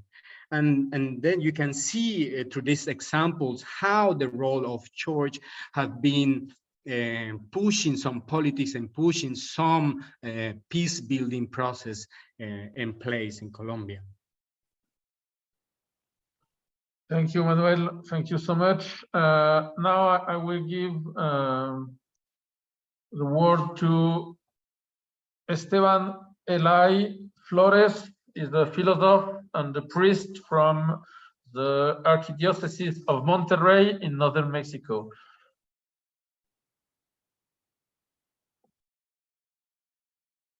Thank you very much, Yves, for the invitation to participate in this seminar. I need to tell you that this is the first time I participate in a kind of dialogue about violence. And this is part of my answer to Robson's question. And this is part of the problem we live. And I speak you as a member of the Catholic Church. I am a Catholic priest.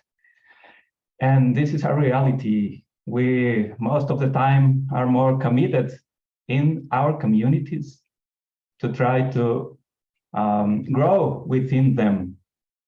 And the problem is that Catholic Church, okay, better to say not just a problem, but a challenge, because it's not only Catholic Church.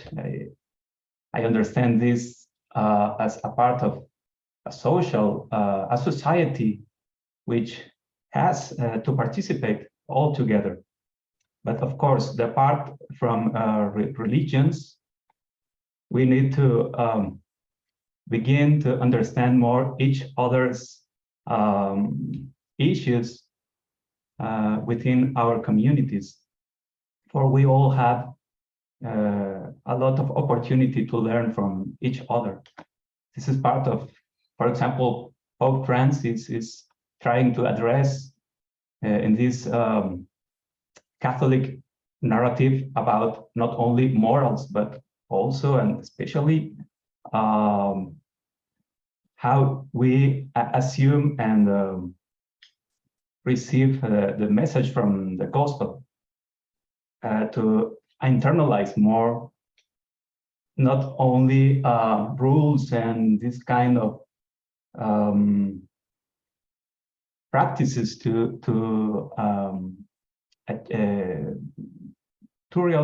do.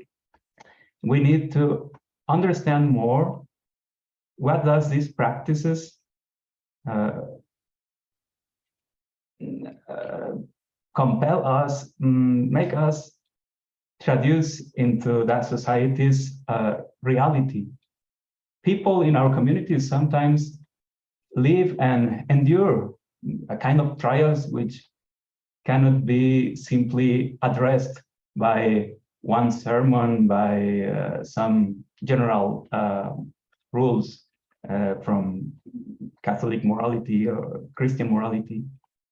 And that's one issue we need to address more among us.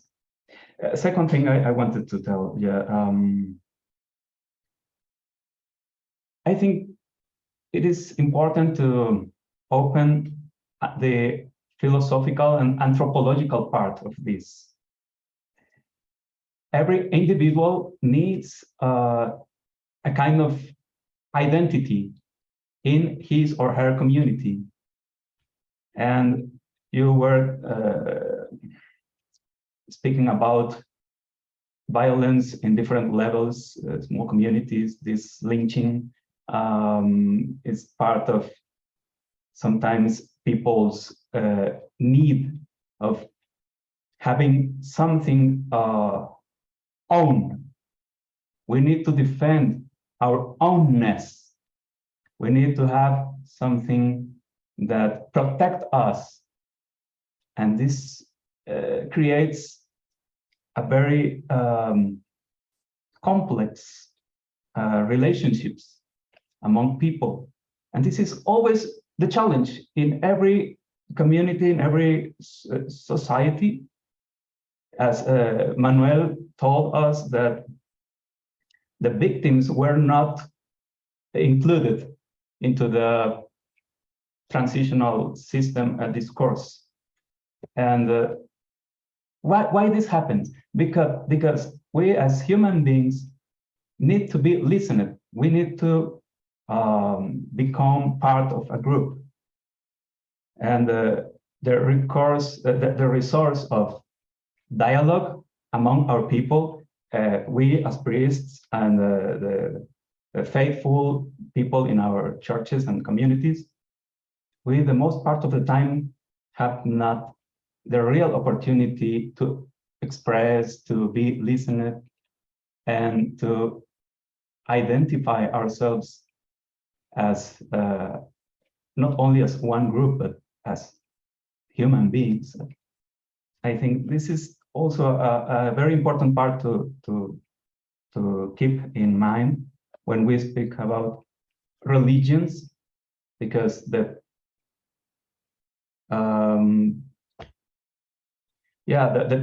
principal task of religions is to humanize, also to help people to be totally, fully human, to become fully human in their acts, their thoughts, their efforts, and to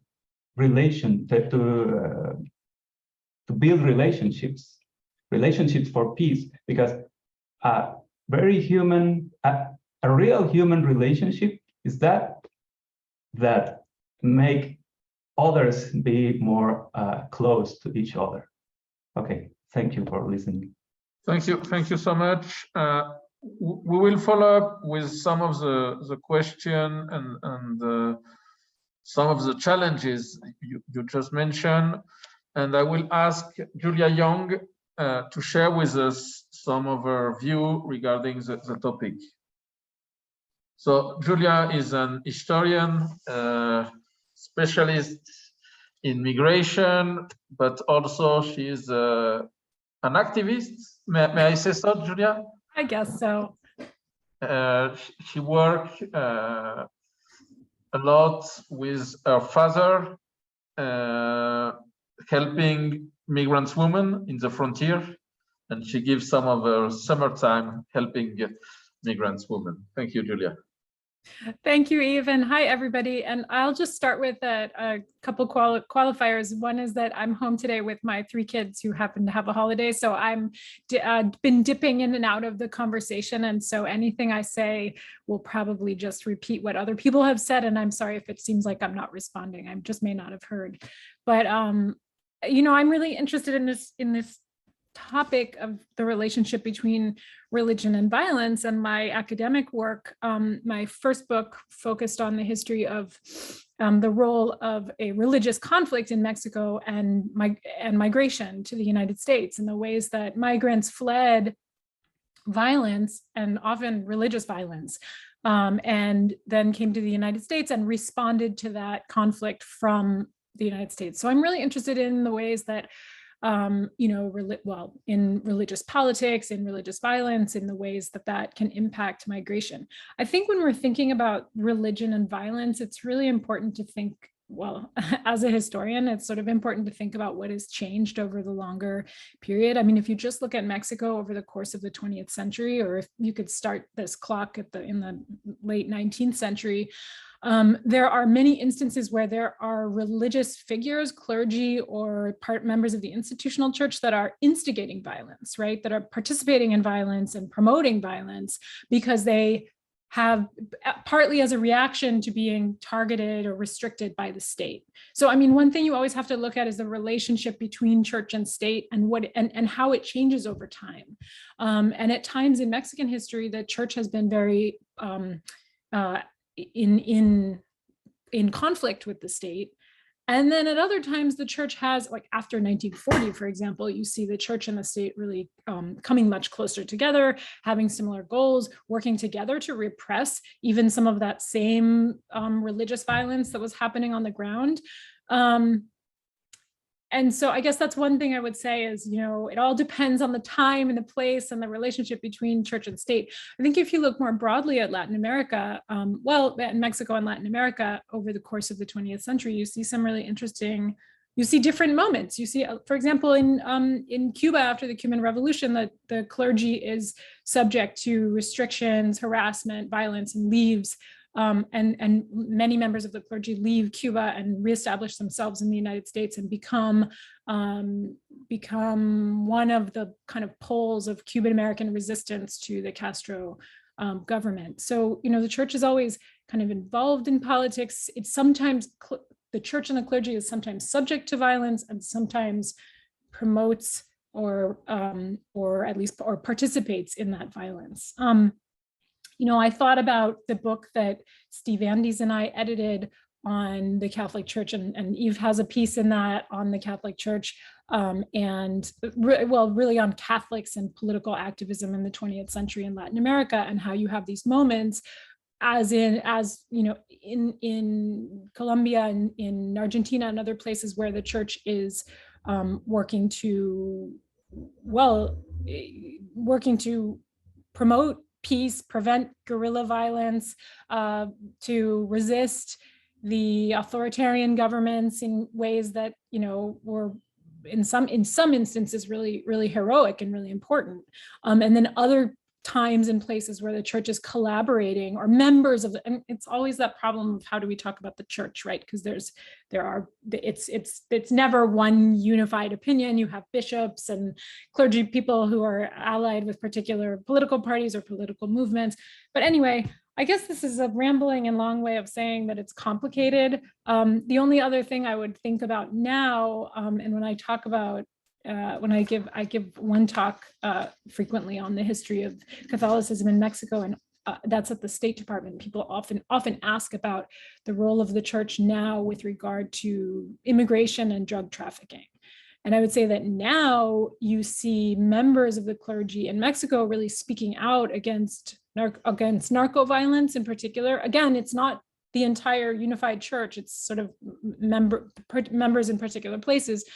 And then you also see members of the church, and I've been really inspired by this on a personal level, working to assist migrants on the ground, to speak out against migrants being targeted by, even by narco traffickers or by coyotes or other sources of violence, and working really hard to combat that violence and speak out against that violence. So I guess, again, that's all just to say it's complicated. It depends on the relationship between church and state. It depends on the time period you're talking about and the place you're talking about, but it's always important, I think, that relationship between, between the church and Catholics and violence. So that's all I'll say. Thank you to all of you for your interesting contributions and comments. No, thank you so much, Julia. Now we are going to listen also to Yael. Before Yael share with us, also, I think part of what Gema work is Protestant violence and also some violence and martyrdom that go further religion, and also some of the work of Marisol Lopez Menendez regarding civic martyrdom. But Yael, please. Thank you, Robson, for the question. I would answer in a broader sense, not focusing only on the Catholic Church, based on what preliminary findings from my research. So I found that among the collectives of families of disappeared victims, spirituality is a key element in their meaning building, meaning finding, as they search for their loved ones. Not necessarily the church. Not every person says, I go to church. Some people say it's my faith in God, and I do it, I practice it privately. So I think that's why I said I want to answer it in a broader way. Also, in terms of my schema of analysis, I am trying to find out what is the role of actors, multiple actors that show solidarity. And I found that in many cases, it's particular priests and not necessarily the church. So that's another finding that, and sometimes these priests have to face resistance within the church or other kinds of resistances. And also what's been interesting is to find that the collectives are formed by people from different religious denominations. So, and how they also build an inclusive narrative within the collective. So it doesn't matter which denomination you come from, if you have a loved one who's disappeared, you can join and you're part of this family. So that's another aspect that I found. And finally, I would, of course, also priests, sometimes because I've been to the churches to listen to the discourses sometimes on important occasions, sometimes on not so important occasions for the community. But I found, like you said, a variety of narratives, some that are more openly resistant and some that are more cautious. And I'm still finding out why. Why are they framing their discourses in this way? And lastly, I would say the role of ourselves as researchers. So bringing in also spirituality the priest Esteban talked about making humanity.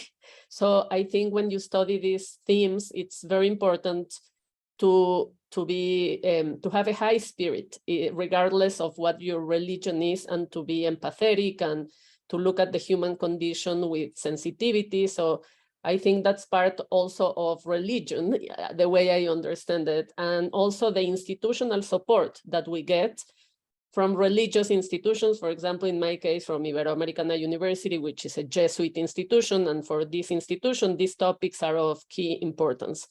Thank you. Thank you so much, Yael. Also, while you were sharing your thoughts, I think for our colleagues that are not from Latin America, it's important to understand that there is different tradition of laical states within Latin America. In the case of Mexico, for example, we have more than 1 century of state and church separation. I think we have to take that on mind. And it's only recently, the last 30 years, that there is a new legal relationship between all the different churches and the state. And the Catholic Church has no longer the monopoly of religion in Mexico. Something similar is at work at Brazil, but the situation in Chile, in Argentina, is quite different. So the interaction between church, religion, and the violence are also different. Max, maybe you can speak to us the tension that exists in Argentina with the role of the bishops. I don't want to say the role of the provincial of the Jesuits during the dictatorship, because it was said that one of the reasons Pope Francis was not elected before was the possible role he played during the dictatorship, and the exile he lived within the company. So maybe, Max, I know it's a difficult topic. Just remember, you are being recorded. Yeah. For that is a good thing. No, it's so difficult for me to speak about it. I'm not a specialist, in this. I only are some Argentinian person and Catholic person. So my experience is only this, always I try to understand, what happened in our history, but it's not easy to explain it, Maybe the pattern seems maybe around the world, church, we have people always that think it's better the way to propose right, for example, in politics, and people that identify more than discourse or values of left. That's is similar in all countries, in Europe or in other zones. In Argentina, we had a moment in the history with dictatorship, and the real thing was that people of church, bishop or priest or likes, are very close to dictatorship government, and people that was very contrary to it and fight with this regime, dictator regime. So I don't know, it's not easy to explain more than this. If you want, I always are particular more close to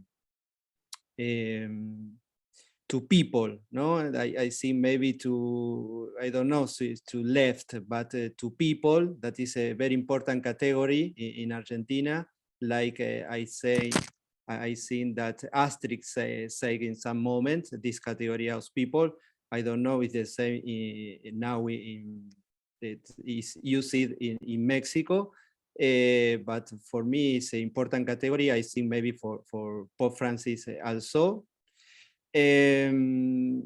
But I had a lot of good friend, professor, good people that think in a different way, no, and understand culture and reality in a different way. So maybe that's always for me is some kind of crisis, no, because I have my intuition, but I can understand that others have another intuition, no? So in this sense, for me, it's important not confrontation, no, to separate, no, to go up these two ways, no, and think points of common, no, that could be my idea.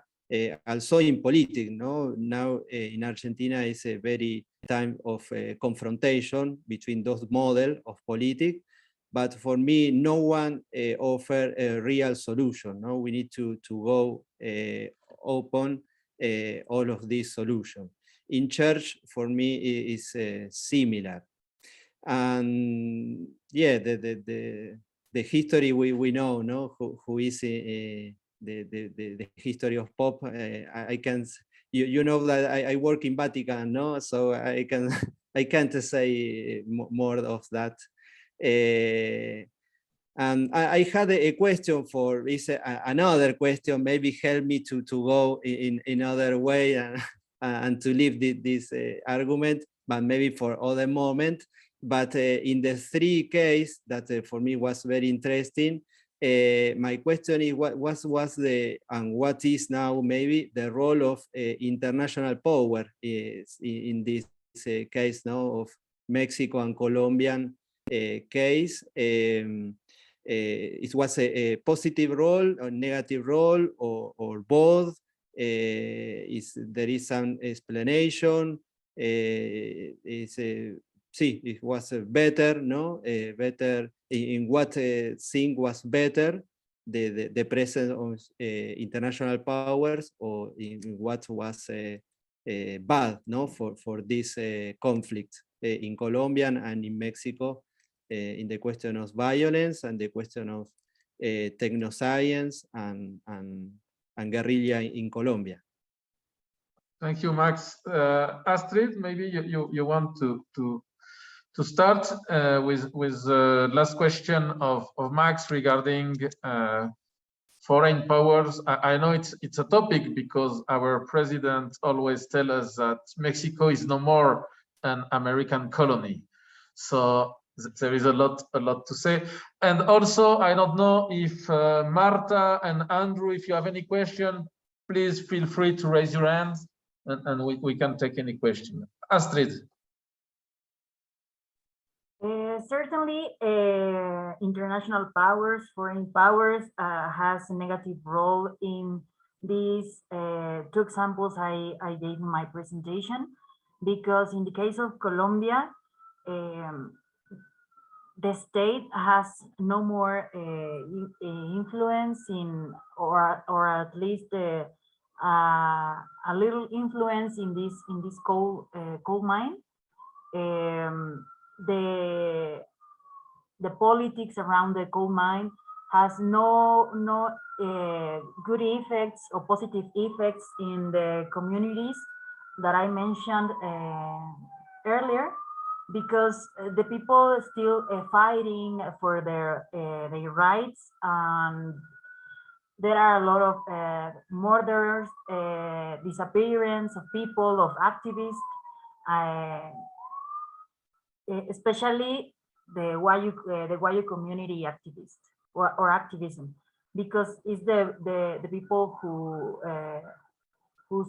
is more damaged by the extractivism in this coal mine. In the Mayan train, the thing is about the licitations in the construction of this train and the further projects around it. So I don't know what can we do using this notion of co-production between technoscience and society to resolve these violence conflicts in the society and in the production of technoscience to develop economically, politically, socially. No, so I keep in mind this question because I think it's important to think about what can we do with technoscience to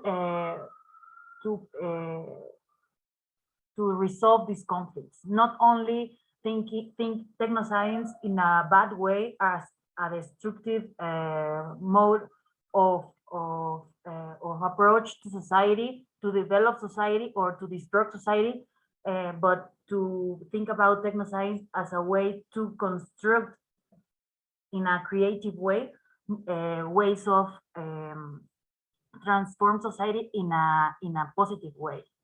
I think that's my answer. Thank you so much, Astrid. Gema, I have my own point regarding the violent process of Mexico and the role of foreigners. But what do you think regarding lynching? Because sometimes there is different level of international participants. Some are states like the US, that is very important, but some are also transnational construction like the justice courts, international justice courts, etc. So what have you seen? And maybe there is some positive international actions that are in place. No, for sure. I mean, I think this is a very relevant question, no? Because in my own research on violence, I mean, I tend to focus on the local because I like to analyze the microdynamics of violence. However, I also think about different levels of analysis, and especially for this project that I'm working on right now on religious violence, it is important for me to understand the complexities. I mean, as I said, like unpack the category of the state, unpack the category of the Catholic Church, and see how those operate many times in contradictory ways at these different levels of analysis. No? I mean, the local, the state level, the national level, and then transnational. So in terms of religious violence, I only wanted to, like to say that I echo everything that Julia said, and I think the summary of that, I mean, the gist of this argument that I'm also trying to push forward is that the relation between religion and violence is ambivalent. No, I mean that this is something that Scott Appleby has said, no, on the ambivalence of the sacred, or also the work of William Cavanaugh, no, I mean in his myth of religious violence, which is it can go either way. No, I mean the thing is to analyze the potential for harm, but also the potential for peace building and transforming societies. So in the case of, for instance, anti-Protestant violence, no, I mean this is something that happened at the same time in the 1940s and 1950s in Mexico, in Colombia, in Brazil, the cases that I know of. So here it's important to understand that like anti-Protestant violence in Mexico was connected to intra-community conflicts that had to do with very local reasons like politics, divisions over land, access to resources, but it also had to do with the Vatican. No, I mean, so you have a very strong, international actor that in this particular case was promoting anti-Protestant campaigns in this region, allegedly due to the perceived advancement of this quote unquote foreign religion that was attacking a Catholic religion that was perceived as the authentic religion of the nation. I mean, so the Vatican was clearly unleashing these anti-Protestant campaigns in these countries. And even though it didn't necessarily openly say, go and lynch Protestants, I mean, the fact that it was enabling this type of reaction towards Protestantism translated at the local level, I mean, interacting with intra-community conflicts and unleash this violence against Protestants. I mean, so again, it's not necessarily a cause effect, like a linear relationship. It's always mediated by, by all these other levels of analysis, but the Vatican play in this case, a very important role, I mean, in these anti-Protestant campaigns. On the other hand, and I should also say, like the United States, because so many migrants were returning from the Bracero program from the United States, converted from Catholicism to Protestantism. These transnational factors, I mean, this migration, these returnees that had converted to Protestantism, contributed also to this perception that Protestantism was increasing in Mexico. On the other hand, the flip side of the story is that the United States, of course, and this is something that Julie has studied as well, in many ways, it offered refuge to so many of these people that were escaping or fleeing violence. It also offered a place from which human rights denunciations could be articulated. And I would say that this continues to happen today. I mean, the questions of advocacy and human rights, when international pressure is put on Mexico, and that is particularly from the United States because of the asymmetrical relation the US and Mexico have. No? So when the New York Times covers an assassination, then the government feels the need to do something about it. So the US, I mean, moving from religious violence to, let's say, drug-related violence, has a lot of responsibility because of arms trafficking, because of consumption of drugs. But on the other hand, it also offers a transnational platform where human rights organizations can denounce these incidents and can have some, repercussions in terms of what political elites do about it in Mexico. No, so it's not always negative. No, I mean, it can be positive. It can go both ways. Thank you, Gema. Manuel, in the case of Colombia. In the case of Colombia, I mean, it's also, I would like to underline what Gema has said. It's a very changeable role of the international power, not just in the conflict, but also in the peace building. Because, for example, I mean, we, through reading history of Colombia, you can, recent history, you can see how international forces ideologically and logistically have been influence the conflict and helping the government and, for example, United States to fight drug trafficking, to fight terrorists when they were considered terrorists during the Álvaro Uribe Vélez presidential period. And it change depends on the relation that international power have with the government at that time. And also the first initiative of transitional justice system, the first initiative of peace building, international community, international court of crime, the pressure of this institution forced the government of Álvaro Uribe Vélez to create this transitional system, but it plays a double role of avoiding international interference and also address some of the human rights for the victims, even though the victims complained and the law was very controversial in terms of the effectiveness. And then we can see how the international forces play this double role of fuel and influence the conflict in a really bad way, like weapons. They give the government weapons and armory, even though they know that the government itself were violating human rights. And then even though there were already sentences by international court that human forces were really close to the paramilitaries illegal forces. But also the international human rights organization have played a role in make this organization in a national level strong and strong and strong, and also educate them in human rights and activism. And this is a very important role in the international force playing in the case of Colombia nowadays. Thank you, Manuel. Yael, you have studied and most of your research is about transnational networks, and also yourself, you are part of a transnational network of researchers, and you are working on Latin American, all over Latin America with other researchers working on forced displacement. What could you answer to Maximiliano's question regarding the role and the importance of the foreign powers and the different level? Because also you work with different organizations at once to go transnational. Well, yes, by the way, Yves, I think Andrew had his hand raised. So just so that you know, before, I think so.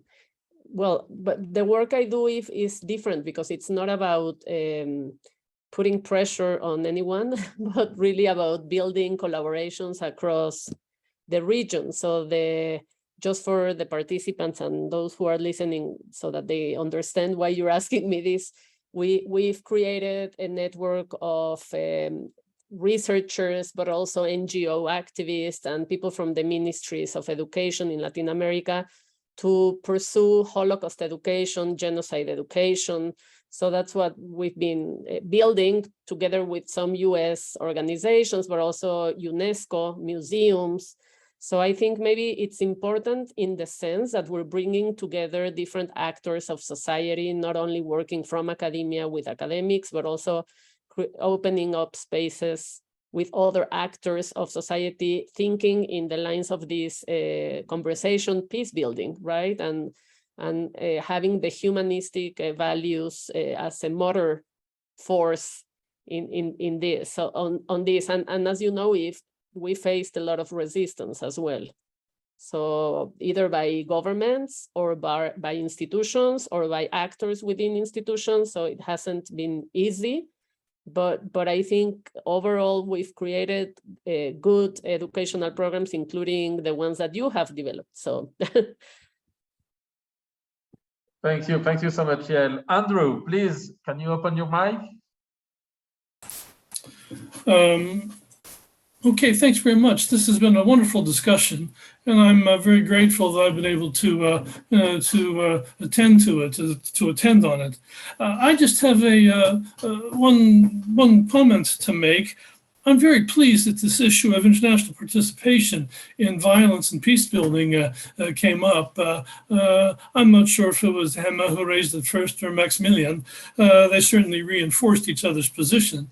But these are not the question of violence.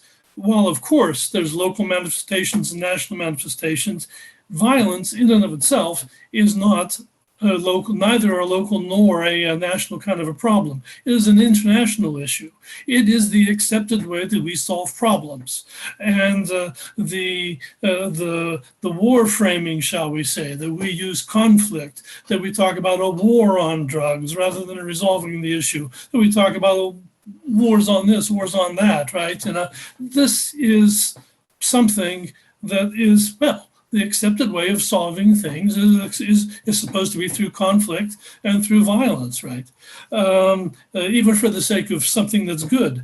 And so the international participation in changing that discussion and changing that framing to something that involves peace initiatives and building peace, it's also essential to the discussion. It's also essential to the resolution.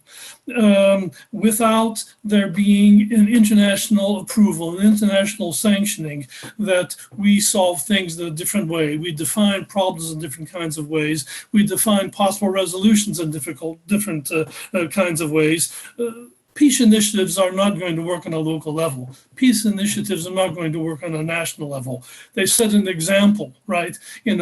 People can dedicate their lives to them in the hope that something bigger will come from them. But unless there is international participation, their peace initiatives are going to be more of a manifestation of a desire rather than a solution to a problem. That's simply what I wanted to say, and I'm glad there was an opportunity to be with you today. So thank you very much. Thank you, Andrew. Manuel, can you go and retake some of Andrew's reflection regarding the Colombian case, please? Yes, I totally agree when he said that a war in a local level is a war in the world, and also a peace building in a local context doesn't work if we don't have international community and international participation regarding transitional justice system.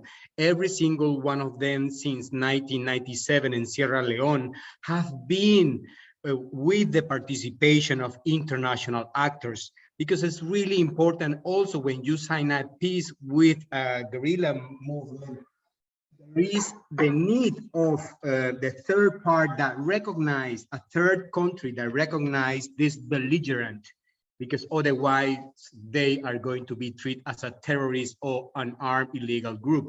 And for this reason, I would like to add this, another reason why it's so important, the international power and international intervention in a soft way, no? Excellent, Manuel. Yael, could you also go with that comment of Andrew, because I really want to know how does it feel when you speak with Chilean, and is that idea that it's an international problem or it's a local problem? What is at stake? So I think if the program that UNESCO has developed in the region brings, I think we can learn a lot from it. I think one thing that we set as a priority is to look at national contexts. So certainly whatever works for Mexico, I mean, it might work somewhere else, but we need to take into account the national history, the national politics, no, the particular actors that are involved, their agendas. So that's, and also, for example, in terms of facing the traumatic past. So Argentina has a long trajectory developing programs, and Mexico does not. So we also have to take that into consideration. And then how is this relevant for each country? Then if you go, of course, to the subnational level, you have to add more complexities, because what works for Mexico City may not work for Mérida, Yucatan, right? And that will happen in every country as well. And in fact, it has been interesting to learn, for example, that this may relate to Andrew's comments, that in some cities in Chile, there are memory sites outside of Santiago. In Mexico, this is happening more and more, but it's being more from the bottom up, right? From either victim groups or together with the support of NGOs, more than from the state. So again, I mean, this adds to the complexity, but I agree that we may create models, local models that may have echo for a different site, even within the same country, not or across countries. And then if you're able to create these collaborations, the positive part is the knowledge that you exchange, right? And I don't know how you say this in English, los saberes, no? That are travel throughout these circuits that are created within a country, across countries, within the region, across regions, because the UNESCO, this program is global. So it also involves India and some African countries and many countries that have had a painful and traumatic past. Thank you, Yael. Gema and Dr. Hu. Gema and then Dr. Hu. Yes, no, this is certainly very important, and thank you for this. For these thoughts about the international or the international character of violence. I mean, I would echo some of the things that Yael was saying, because I'm going to share with you, I was an author and editor of a book on human security and chronic violence in Mexico. And this was a collective effort with several researchers on the ground in 4 different communities in Mexico, highly affected by violence. And what we discovered through the work with these communities is that you cannot change the situation of violence at the local level without taking into account the local needs of these people, no? I mean, and that many of the interventions, quote unquote interventions, that international organizations have pushed for, or even foundations, no, with lots of money and lots of resources, haven't been successful because they do not take into account what are people's needs and what people conceive as security threats. I mean, so for instance, just to give you an example, one of the communities that we work with is located in Tijuana, in a very high levels of crime neighborhood, a lot of insecurity. However, contrary to what the media says or the government claims, for people at the local level, it wasn't drug trafficking what was the main concern for them in their everyday lives. It was robberies. It was the impossibility to take public transportation without knowing that they were not going to be robbed.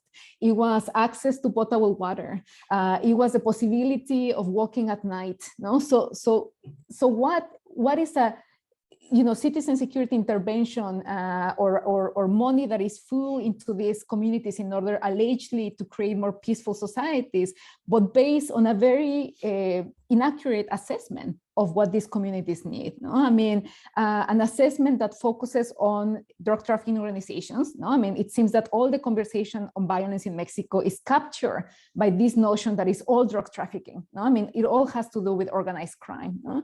And so that creates these dangerous and harmful blind spots, no? When we stop thinking and looking at other needs that people have on the ground. No? So I'm going to share with you this book because it has a lot of lessons. It was a book that was thought about and created with this methodology from below in conversation with local communities.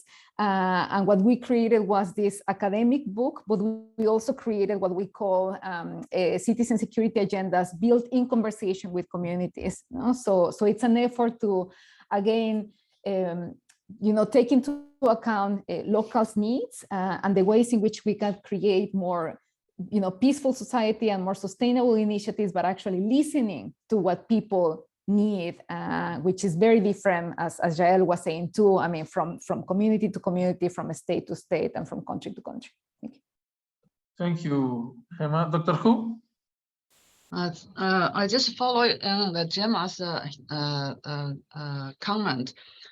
That's the role of civil society and how the civil society contribute in the daily life of a community. And it's significant. And the stereotypical image of Mexico is drug. And that's the question of two images come to my mind. One is drug, that's tradition about Mexico. The other one is Our Lady Guadalupe.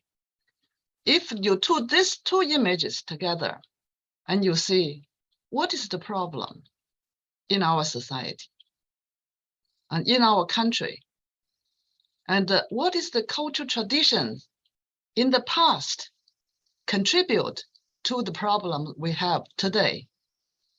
That's what talking about values and moralities.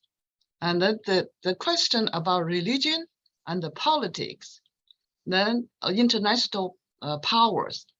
We are talking about institutions, and all the institutions are similar in structure, in characteristic, and functions, and these different ways of running institutions, religious institutions, political institutions. At the very beginning, they had the same goal to live in a communal life, but all of a sudden changed. When it changed, and one of the books we read during the seminar, the author said, religion is run in a political way. Politics is run as a religion. So politics, it runs just like a religion, and the religion runs just like a politics. So now you cannot distinguish what is the religion, what is the politics. They can be the same. So that's the problem of institutions we are talking about. And conceptually, both politics and religion is good for people, for community. But the problem now we have is the institution problem, similar as international institutions. Yeah. Sorry. Also, then all of this come to the question I would think is power, authority, and how to solve this. You need the people's power, need the civil society, and to work on from bottom up, not only from top down. Top, who run the international institutions? There's another question. Thank you. Thank you, Dr. Hu. Manuel, do you want to answer or reflect on what Dr. Hu just shared with us, the importance of institutions and the way that politics run in a religious way and religion runs in a political way? It's a very profound comment and related with the very philosophical thought that the role of civil society and institutions. I mean, it can be seen as a collective or as an individual level, and but institutions. I mean, I don't know, the institutions make the people every time is participating more and more in the decisions that are made in public organizations. In the case of Colombia, but the religions, I don't know if it's the case in Colombia that religions work as a politics and politics work as a religion. I don't know if I can agree if this is the case of Colombia. I have reflect on this, and I have to think more about this to answer properly the question or the comment. Thank you, Manuel. Yes, it's quite Solís. Astrid. No, Max first, and then Astrid. No, only, but I would like to make another question, but I don't know if the moment. Because it's very related with this, okay, or maybe for later. No, do it, and then Astrid. If the presenter has some example of the role of art in this process, no? For sure, there are a lot of good examples of compromise in Mexico and Brazil and Colombia. For sure, it maybe is very, very useful and necessary to put in the table also the role of art, no, in this music or pictures or literature, no, and so on. Thank you, Max. Astrid, could you reflect deeper on what Dr. Hu mentioned, and maybe link it to Max's reflection? I think technoscience and art are linked. And also art is part of the protest in Latin America. Songs and drawing and painting and everything. But what do you think of the role of the institutions? And Manuel also told us, in the case of Colombia, it didn't seem to work like politics is run as religion, and religion is run as politics. Maybe in the case of Mexico, it could be so. It's sometimes every morning when we had mass at 7 o'clock, it seems so. Yeah, I think institutions not always take account of the local needs. So I think in case of the co-production between technoscience and society couldn't be an universal approach. We need to take account of local needs and local problems and local ways of problem solving. So that's why we should evaluate technoscientific projects and societies case by case. Violence couldn't be an abstract concept, but the concrete practices, values, ideas. I think the violence is in technoscientific projects and in societies. So our task is identified by using different kind of tools. not just in private cases, like in private enterprises or societies as a whole, but in specific cases and specific societies. I think art is an important way of manifest problems, take account of the state when state doesn't do anything, or the discourse of the state it's not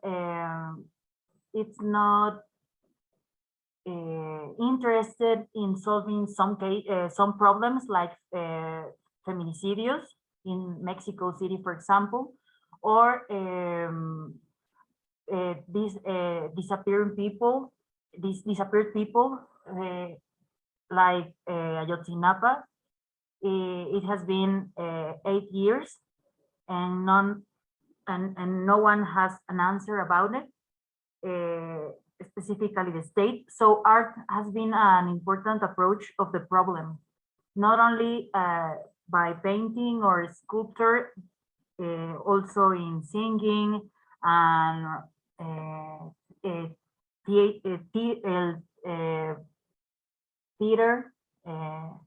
theatrical representations of the violence in women and subjects who are oppressed by the state or by private enterprises or by any other institutions. So I think it's important to take an account the local needs and the local evaluation of projects, situations, institutions, and so on. I think that's my answer. Astrid, and Dr. Hu said that institution and religion seeks for the greater good. What are our hope in Latin America if institution didn't seem to seek for the greater good of everyone, and the minorities and the women and everything you just explained to us? I think it's a problem. It's been going around my head. I don't know what is an alternative for these problems. Do it by institutions. I don't know if nation state is the answer of the kind of institution we need with these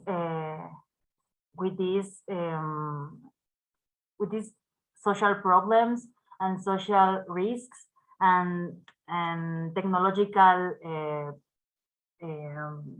panorama.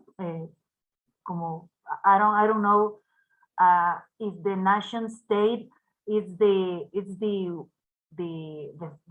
way of the political way of give a solution of these problems. I don't know if we are faced a need of rethink another way of organization for our future. Thank you, Astrid. Esteban, in your case, what do you think? Because there is a strong institution and there is strong challenges. So I know that also in your philosophical work, you're interested in communitarism. So what could you share with us regarding the challenge of institution and what Astrid just said? No, there is not an easy solution. And maybe nation state is not the solution anymore. How do we translate that in the concept of Catholic Church? Yeah, I would like first by addressing again what Dr. Hu told us just a moment ago. And it's about religious institutions becoming more like, or acting more like, or performing more their commitments as a political institution and vice versa. And this is a kind of problem. Sorry, but I, as a philosopher and me studying communitarism and especially Alasdair MacIntyre's account about tradition, practices, and reasoning. This is part of my studies nowadays.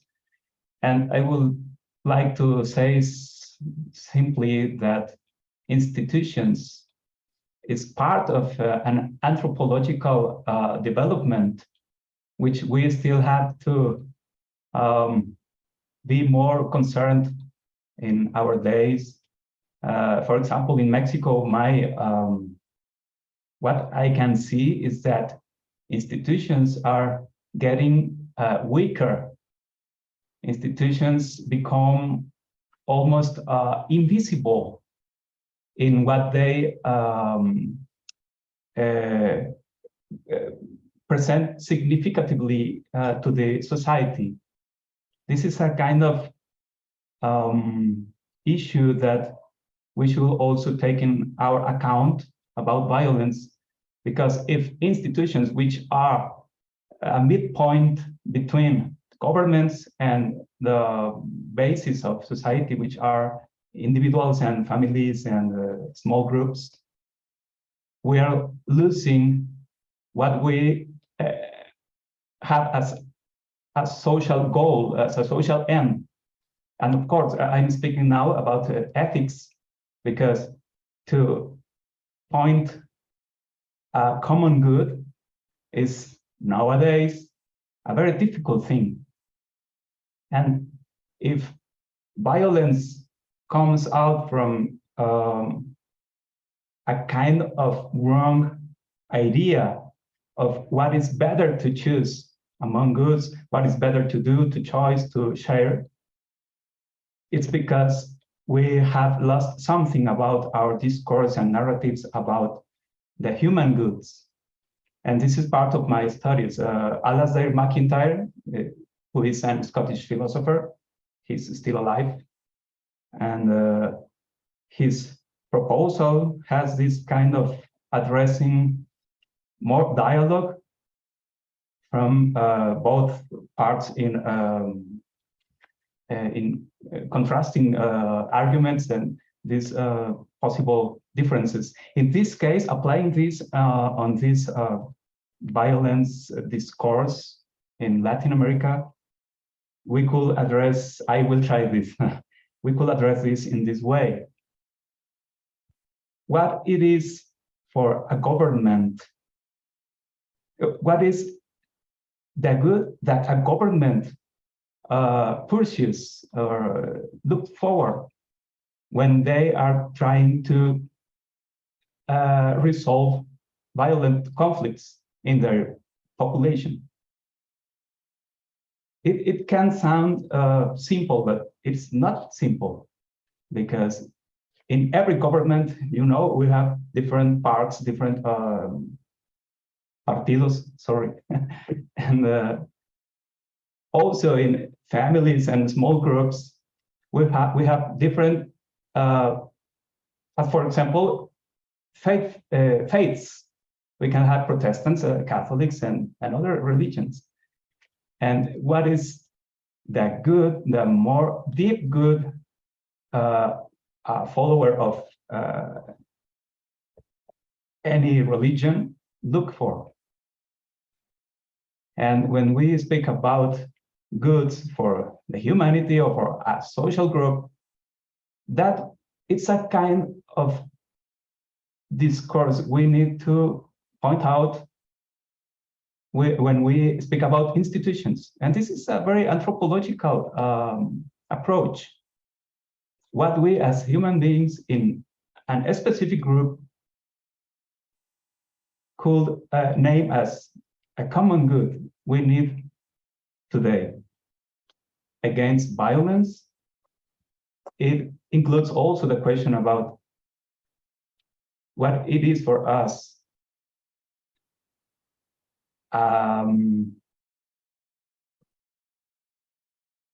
an honest research for peace when we ourselves take on hand violent methods sometimes to resolve conflicts, when we still have violent traditions and for example, in some Mexican groups, they still have some kind of violent, as for example, sorry, I'm thinking about this custom and this use in Oaxaca and Guerrero, where small children, girls, are taken as bride when they are just 11 or 12 years old. This is a kind of violence that is a kind of tradition that we still keep in some places. And I agree with Gema, and you told just a moments ago that local traditions, local issues and problematics need to be listened by these mid-range institutions. Otherwise, we will be lost in what we really are looking for. Okay, thank you. Thank you. Thank you so much, Esteban. And I really want to thank Dr. Yael Siman for her comments and leading part of the discussion. And also, I want to thank Gema, Astrid, and Manuel. I know Yael have to leave because she have to go to a religious and to the synagogue. So thank you so much, Yael. Thank you, Astrid, Gema, and Manuel. We have a lot of questions, and it's what it's all about. Tomorrow we are going to meet and discuss democracy and nation building for Latin America and the Caribbean, between despair and hope. So thank you very much to all of you, and for sharing and everything. So goodbye. Thank you.